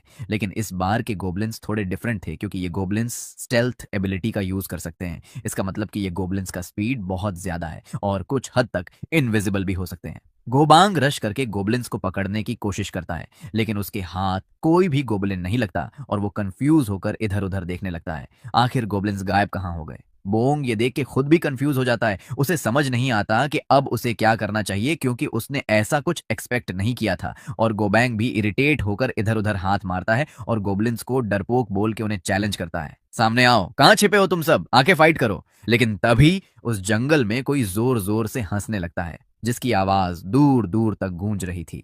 ये अपना कौशिक था, जो खुश होकर हंसते हुए बोलता है, मास्टर, ये आपके लिए बहुत दर्दनाक होगा ना, उस बास्ट गोबैंग को इस तरह फेल होते हुए देख के आप मुझे ऑर्डर दो इन गोबलिन्स को खत्म करने के लिए। लेकिन बोंग पीछे डिप्रेस्ड होकर देख रहा था, क्योंकि ये नल्ला कौशिक फाइट करने की जगह यहां उसका मजाक उड़ा रहा था। फिर कौशिक अपना शैडो स्टेप स्किल को यूज करता है और आगे बढ़ते हुए बोलता है, उन गोबलिन्स का स्टेल्थ एबिलिटी मेरे शैडो स्टेप्स के सामने कुछ भी नहीं है। फिर वह छुप छुप के गोबलिन्स के पास जाता है और एक एक करके सभी गोबलिन्स को अपने ड्यूल डैगर से मारने लगता है। वह उन्हें खत्म करने के साथ ही स्टाइल में डांस भी कर रहा था। इसके साथ ही सिस्टम में एलिमिनेशन काउंट भी बहुत तेजी से इंक्रीज हो रहा था, क्योंकि कौशिक उन्हें बहुत तेजी से खत्म कर रहा था। फिर बोंग को रियलाइज होता है उसे पहले ही कौशिक को आगे भेजना चाहिए था, क्योंकि कौशिक का स्किल देखने के बाद उसका मुंह खुला रह जाता है। तभी बोंग एक ईवल फेस बनाकर मन ही मन बोलता है, लगता है मछली मेरे चारे में फंस चुकी है। इसका मतलब यह बोंग का प्लान था, और वह सोचता है कौशिक को गोबंग से जलन हो रहा है, इसीलिए वह और भी अच्छे से फाइट कर रहा है,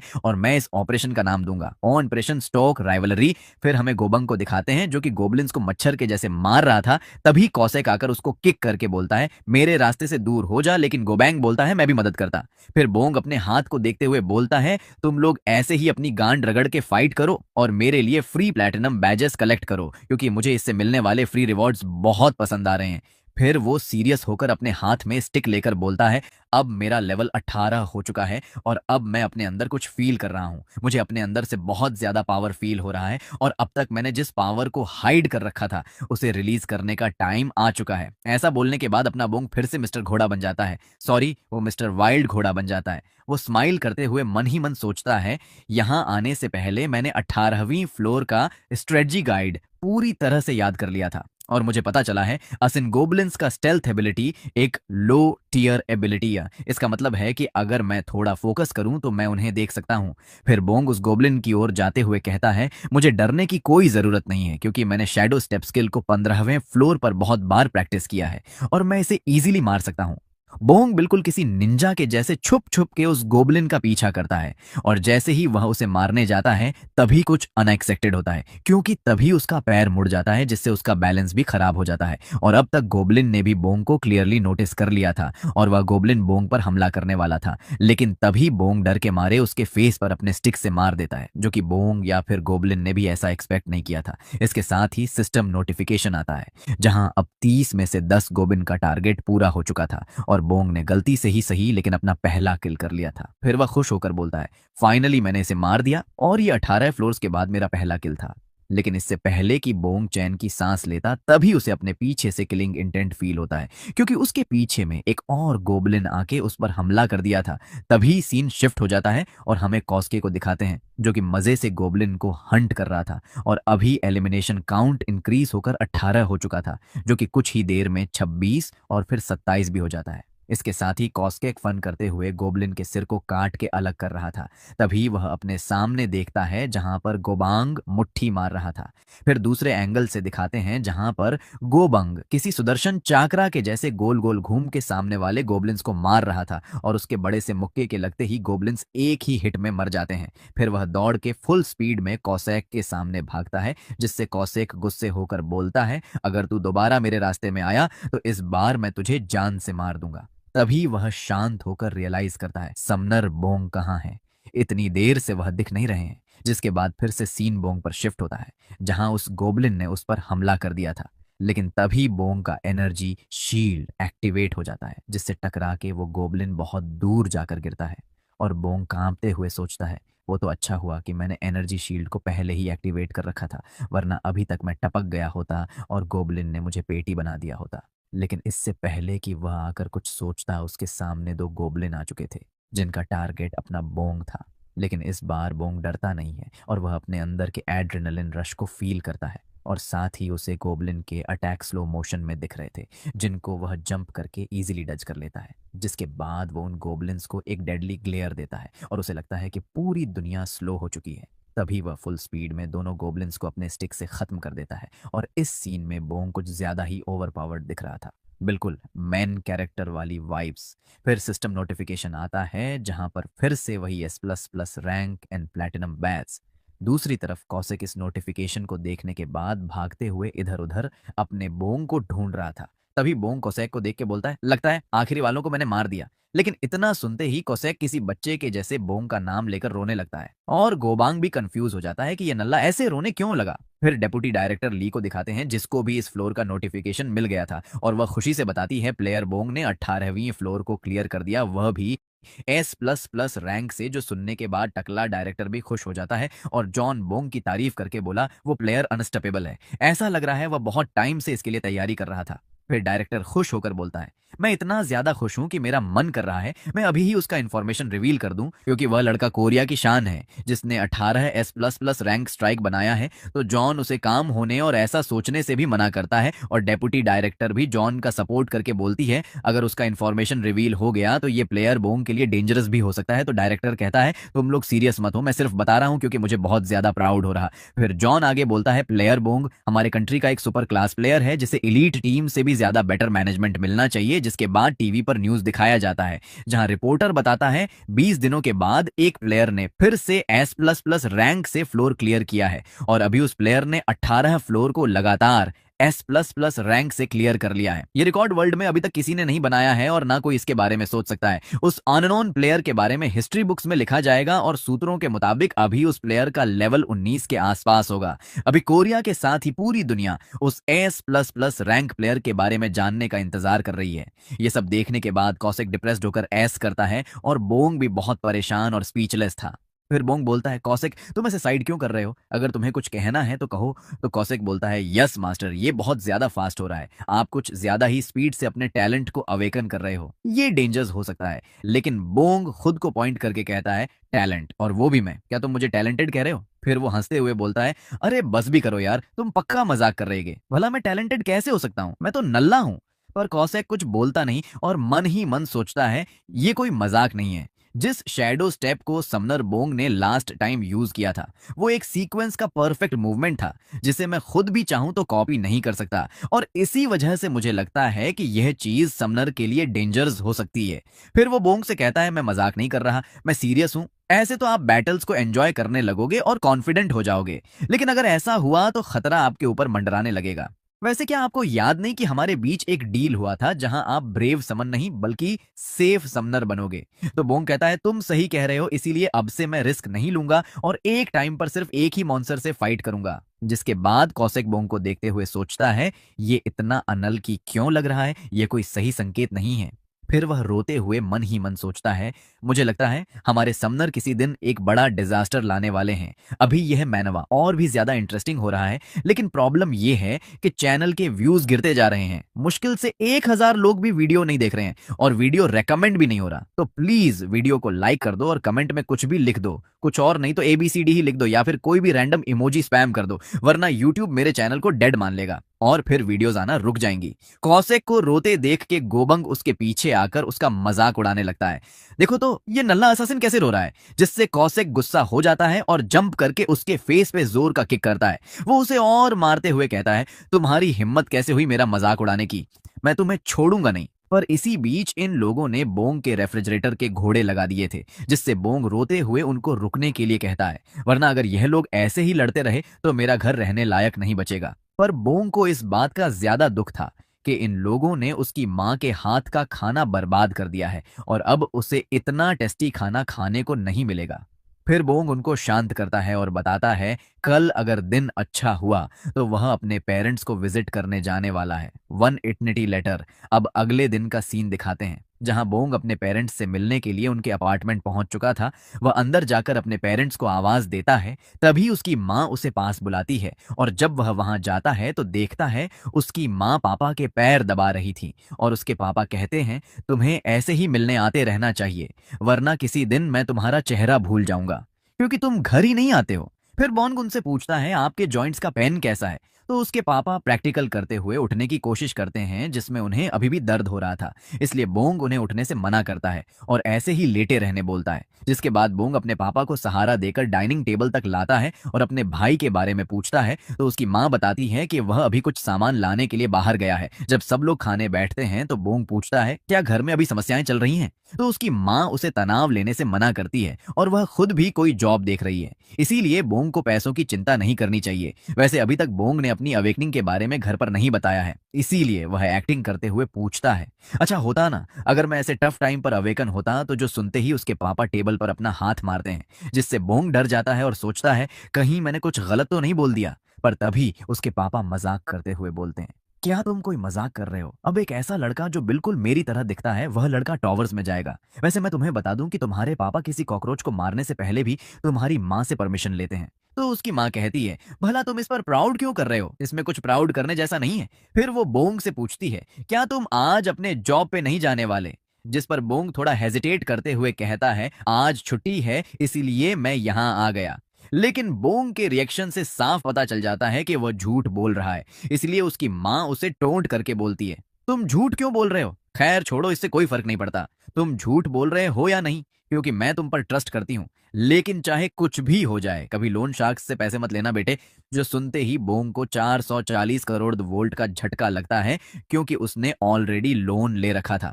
इसके साथ ही बोंग को सभी फ्लैशबैक्स याद आते हैं, जब अपने महान कौशिक जी ने सभी लोन शार्क्स को खत्म करके बोंग का लोन माफ करवाया था। फिर वह अपनी माँ से उनके जॉब के बारे में पूछता है, तो वह बताती है, ये सब एक रूट कस्टमर की वजह से हुआ। मेरा काम है वाटर प्यूरिफायर को फिक्स करना, लेकिन वह लेडी अपने घर के कचरे साफ करने के लिए कह रही थी, तो मैंने मना कर दिया। इसीलिए फिर उसने मुझे एक स्टार रेटिंग दे दिया और फिर मुझे जॉब से निकाल दिया गया। और बोंग सोचता है, मेरी माँ बहुत ब्रेव और एग्रेसिव है, वो जरा भी इनजस्टिस नहीं सह सकती है।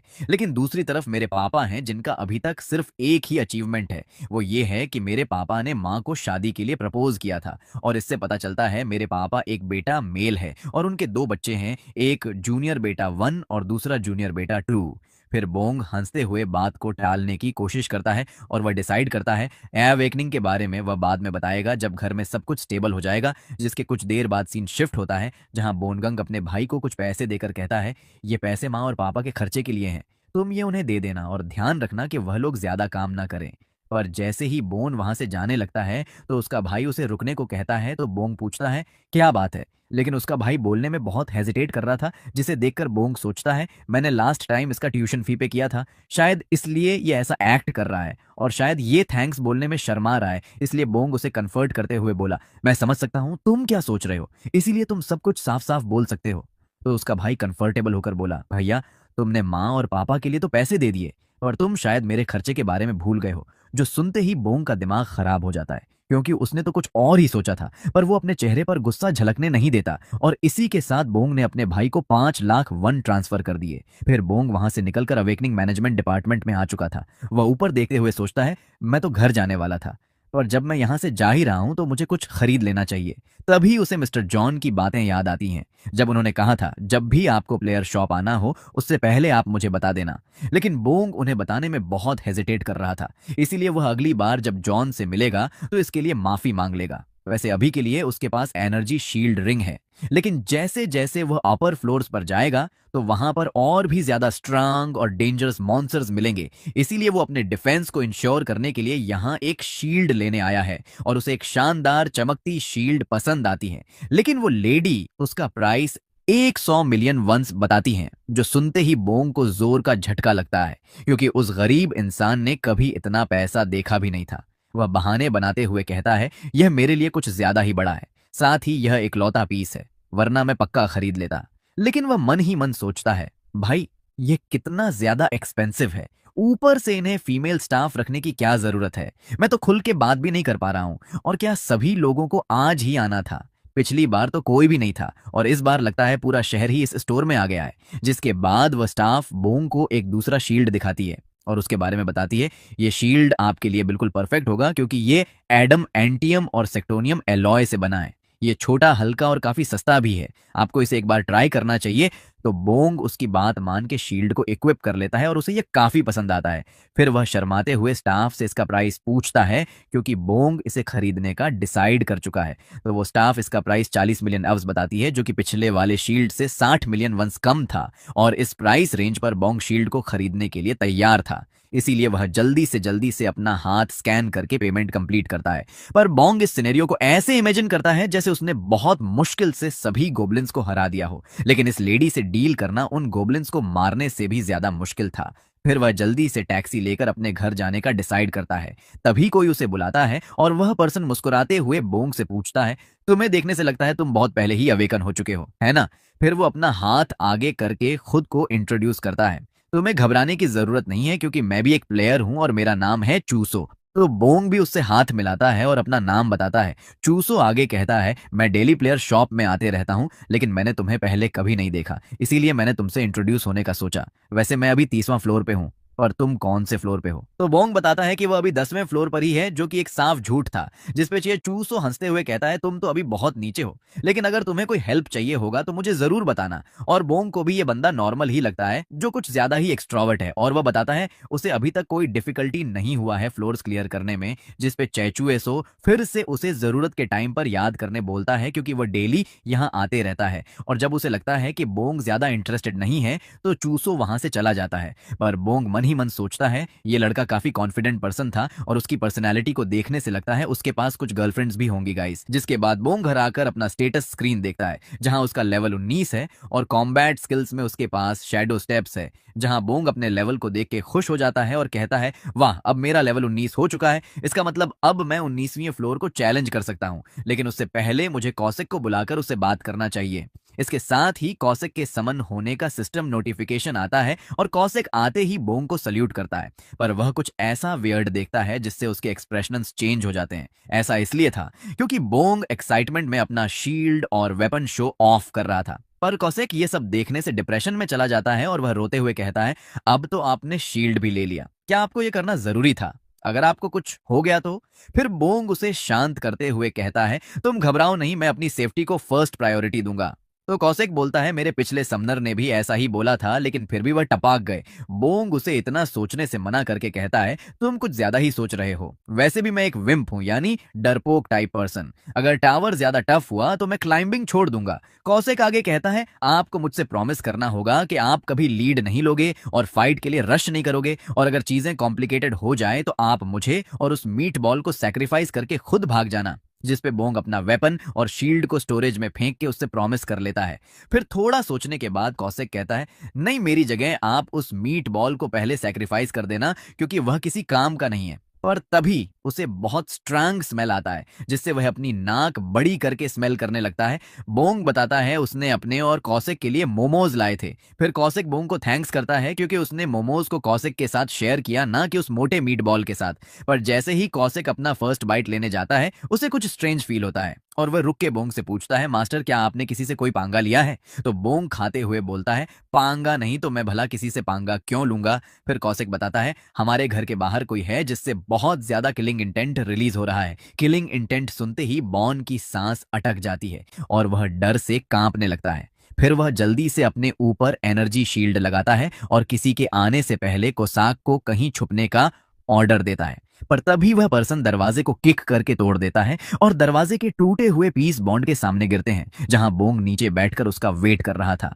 वे पर्सन अपने साथ एक गन लाया था, जो बोंग को देख के स्माइल करते हुए बोलता है, तो कैसे हो तुम? पर बोंग उसका चेहरा देखते ही हैरान हो जाता है क्योंकि उसने पहले भी इस किलर को देखा हुआ था। बोंग कहता है, तुम तो वही हो ना जिससे मैं प्लेयर शॉप में मिला था? तो चूसो बोलता है, तुम इतने सरप्राइज क्यों हो? मैं तो कब से तुम्हारा पीछा कर रहा था। बोन डरते हुए कहता है, पर तुम मेरा पीछा क्यों कर रहे हो? और क्या ये असली गन है? प्लीज इसे दूर रखो। जिस पर चूसो गुस्सा होकर चिल्लाता है, तुम्हें बोलने को किसने कहा? बिल्कुल चुप रहो। अब जल्दी से अपना ब्रेसलेट उतारो और अपना इन्वेंट्री खोलो, वरना मैं इसी गन से तुम्हारी खोपड़ी उड़ा दूंगा। चूसो अपनी गन को बोंग के सर पर पॉइंट कर देता है और बोंग मन ही मन सोचता है, मुझे जल्दी से कुछ करना होगा। लेकिन हम देखते हैं कौशिक चूसो के बिल्कुल पीछे ही खड़ा था, जो एक सेकंड में ही उसका सर धड़ से अलग कर देता। लेकिन चूसो ने अभी तक इस चीज को रियलाइज नहीं किया था। वो बोंग से कहता है, आखिर तुम किसका इंतजार कर रहे हो? क्या तुम्हें ये कोई मजाक लग रहा है? जल्दी करो। और वह स्माइल करते हुए सोचता है, ये तो मेरा गन देख के बिल्कुल फ्रीज हो चुका है। इसका मतलब इस बार मेरा शिकार काफी डरपोक है।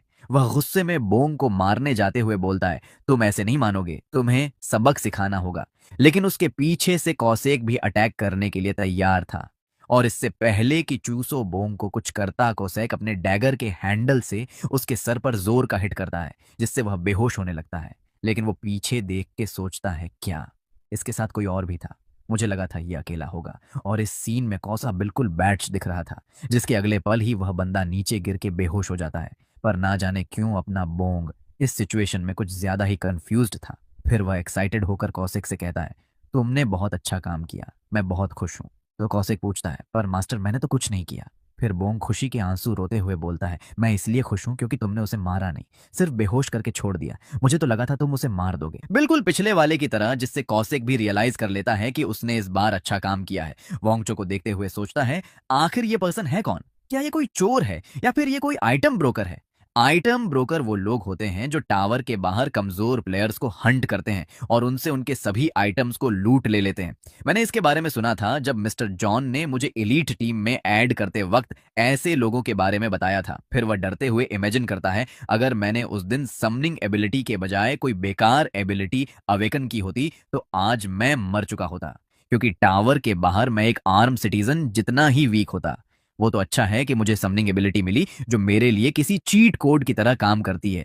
और गाइस यहाँ देखो, कौशिक अपना रिबन तैयार कर रहा था क्योंकि वह अब इस बंदे का सर काट के गिफ्ट रैप करना चाहता है। लेकिन बोन उसे ऐसा करने से मना करता है और पुलिस को हैंडओवर करने का डिसाइड करता है। लेकिन इसके बावजूद कौशिक अभी भी इसका सर काट के इसकी बॉडी ठिकाने लगाने की बात कर रहा था, जिससे बोंग उसे धमकी देके ऐसा करने से रोक लेता है। फिर प्लेयर एसोसिएशन का सीन दिखाते हैं, जहां पर टकला बॉस चिल्लाते हुए पूछता है, क्या प्लेयर बोंग शॉपिंग करने आए थे और उसने क्या खरीदा है? तो जॉन कहता है, हाँ, वह मुझे बिना बताए ही चले आए और उन्होंने एक छोटा सा शील्ड खरीदा है। जिस पर डायरेक्टर कहता है, अगर उसने एलीट टीम ज्वाइन कर ली होती तो मैं उसे ऊपर से नीचे तक सेफ्टी आइटम्स गिफ्ट कर देता।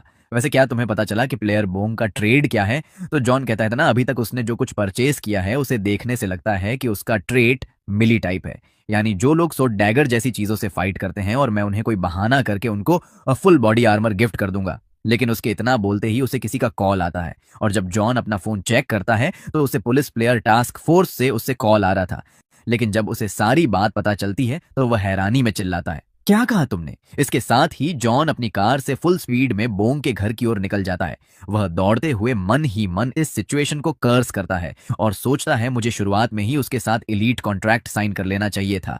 अभी मैं सिर्फ उम्मीद कर रहा हूं कि प्लेयर बोंग को कुछ ना हुआ हो। फिर सीन दूसरी साइड शिफ्ट होता है जहां चुस्सो को होश आ चुका था। तो ऑफिसर्स उसे ऐसे ही बैठे रहने बोलते हैं क्योंकि वह अभी इमरजेंसी अरेस्ट में है, लेकिन वह उल्टा झूठ बोल देता है कि वह इनोसेंट है और बोन ने ही उसे किडनैप किया था। जिस पर बोन घबराते हुए कहता है ये लड़का झूठ बोल रहा है, मैंने कुछ नहीं किया। ये लड़का मेरे घर आकर मुझे मारने की कोशिश कर रहा था। और दोनों साइड्स की बात सुनने के बाद ऑफिसर बोन को भी अपने साथ ले जाने का डिसाइड करता है, जिस पर बोन इमेजिन करता है ये लोग उसे जेल में डाल देंगे। तभी मिस्टर जॉन एक स्टाइलिश एंट्री मार के कहता है रुक जाओ सब लोग। और उसे देख के चूसो खुश होकर बोला टीम लीडर जॉन, ये मैं हूं चूसो, आप तो मुझे जानते हो ना।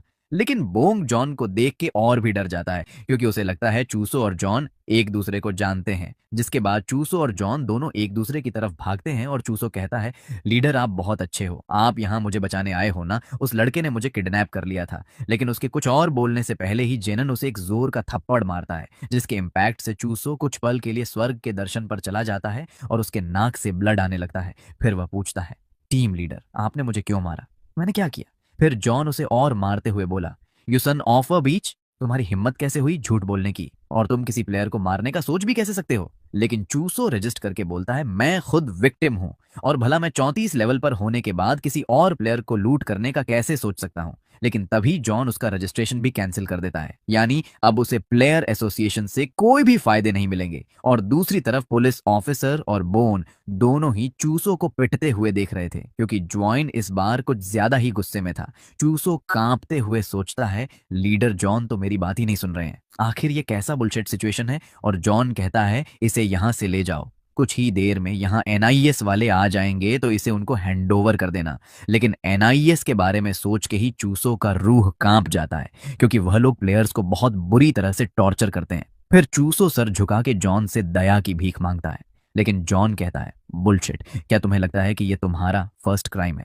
मैं जानता हूं कि तुम ऐसा दूसरी या तीसरी बार कर रहे हो, इसलिए मैं तुम्हारे पहले के सभी क्राइम्स को इन्वेस्टिगेट करूंगा। जाओ और जाकर किसी लॉयर को ढूंढो। लेकिन मुझे नहीं लगता कि कोई ऐसा लॉयर होगा जो तुम्हारे जैसे क्रिमिनल का केस लड़ेगा। पर चूसो अभी भी रोते हुए एक आखिरी चांस मांगता है, लेकिन जॉन मना करके कहता है चाहे कुछ भी हो जाए इसकी खातिरदारी अच्छे से करना।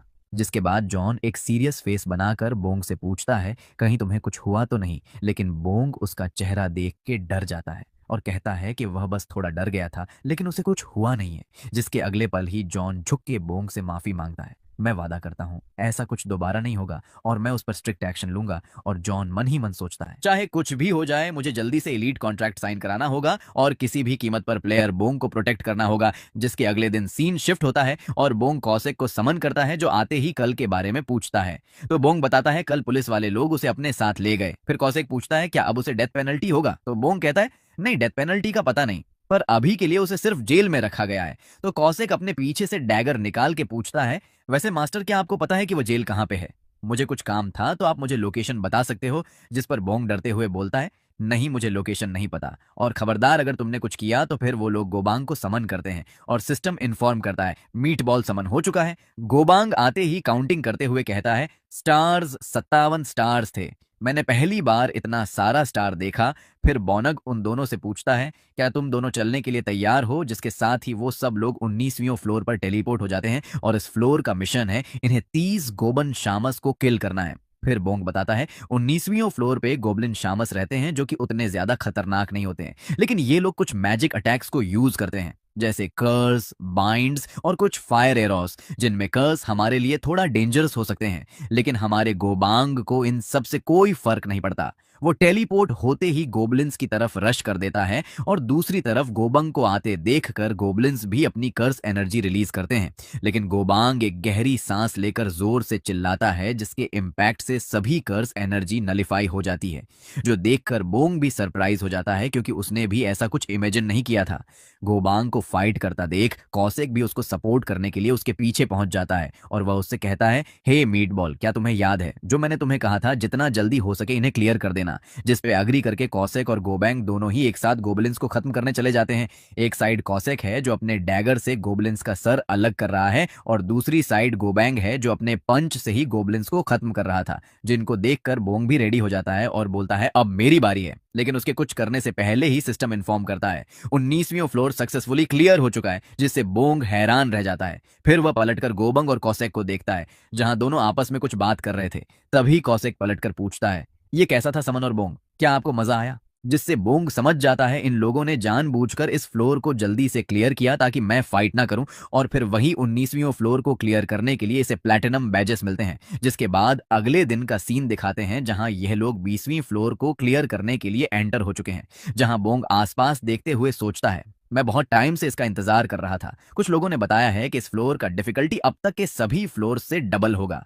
कौशिक बोलता है, मास्टर ये बहुत खतरनाक होने वाला है, क्योंकि यहाँ पर सभी टाइप के गबलिन्स आते हैं, चाहे वो नीडल शूटर गबलिन्स हो या फिर वॉरियर टाइप गबलिन्स या फिर नॉर्मल लो लेवल गोबलिन्स या शाम गोबलिन्स। आपको आगे नहीं जाना चाहिए, इट्स टेरिफाइंग। और वह दोनों लोग बोंग को बैरियर के पीछे कवर करके कहते हैं, अगर मैं आपकी जगह होता तो ऐसे ही बैरियर में छुप के वेट करता। और गोबैंग कहता है, summon bong you do nothing, I kill all. फिर 20वां फ्लोर का मिशन दिखाते हैं, जहां इन्हें टोटल एक गोबलिन्स को मारना है और उसके साथ एक हॉप गोबलिन को भी मारना है। टाइम लिमिट 10 घंटे का है और अभी तक हेड काउंट 0 है। अगर मिशन फेल हुआ तो डेथ। कॉसेक अभी भी बोंग को आगे जाने से रोक रहा था, लेकिन बोंग सोचता है तो इनका प्लान है कि ये लोग मुझे ऐसे ही रोक के रखेंगे, जैसा इन्होंने पिछले फ्लोर पर किया था। फिर कॉसेक गोबैंग को कहता है, जाओ और सामने आने वाले सभी को खत्म कर दो, मुझे जैसे ही कोई ओपनिंग मिलेगा तो मैं भी आ जाऊंगा। फिर यहाँ मिलने वाले सभी गोबलिन्स की एक झलक दिखाया जाता है, जिसमें अब तक के सभी गोबलिन्स हैं जिनको कॉसेक और मीटबॉल ने अब तक डिफीट करा है।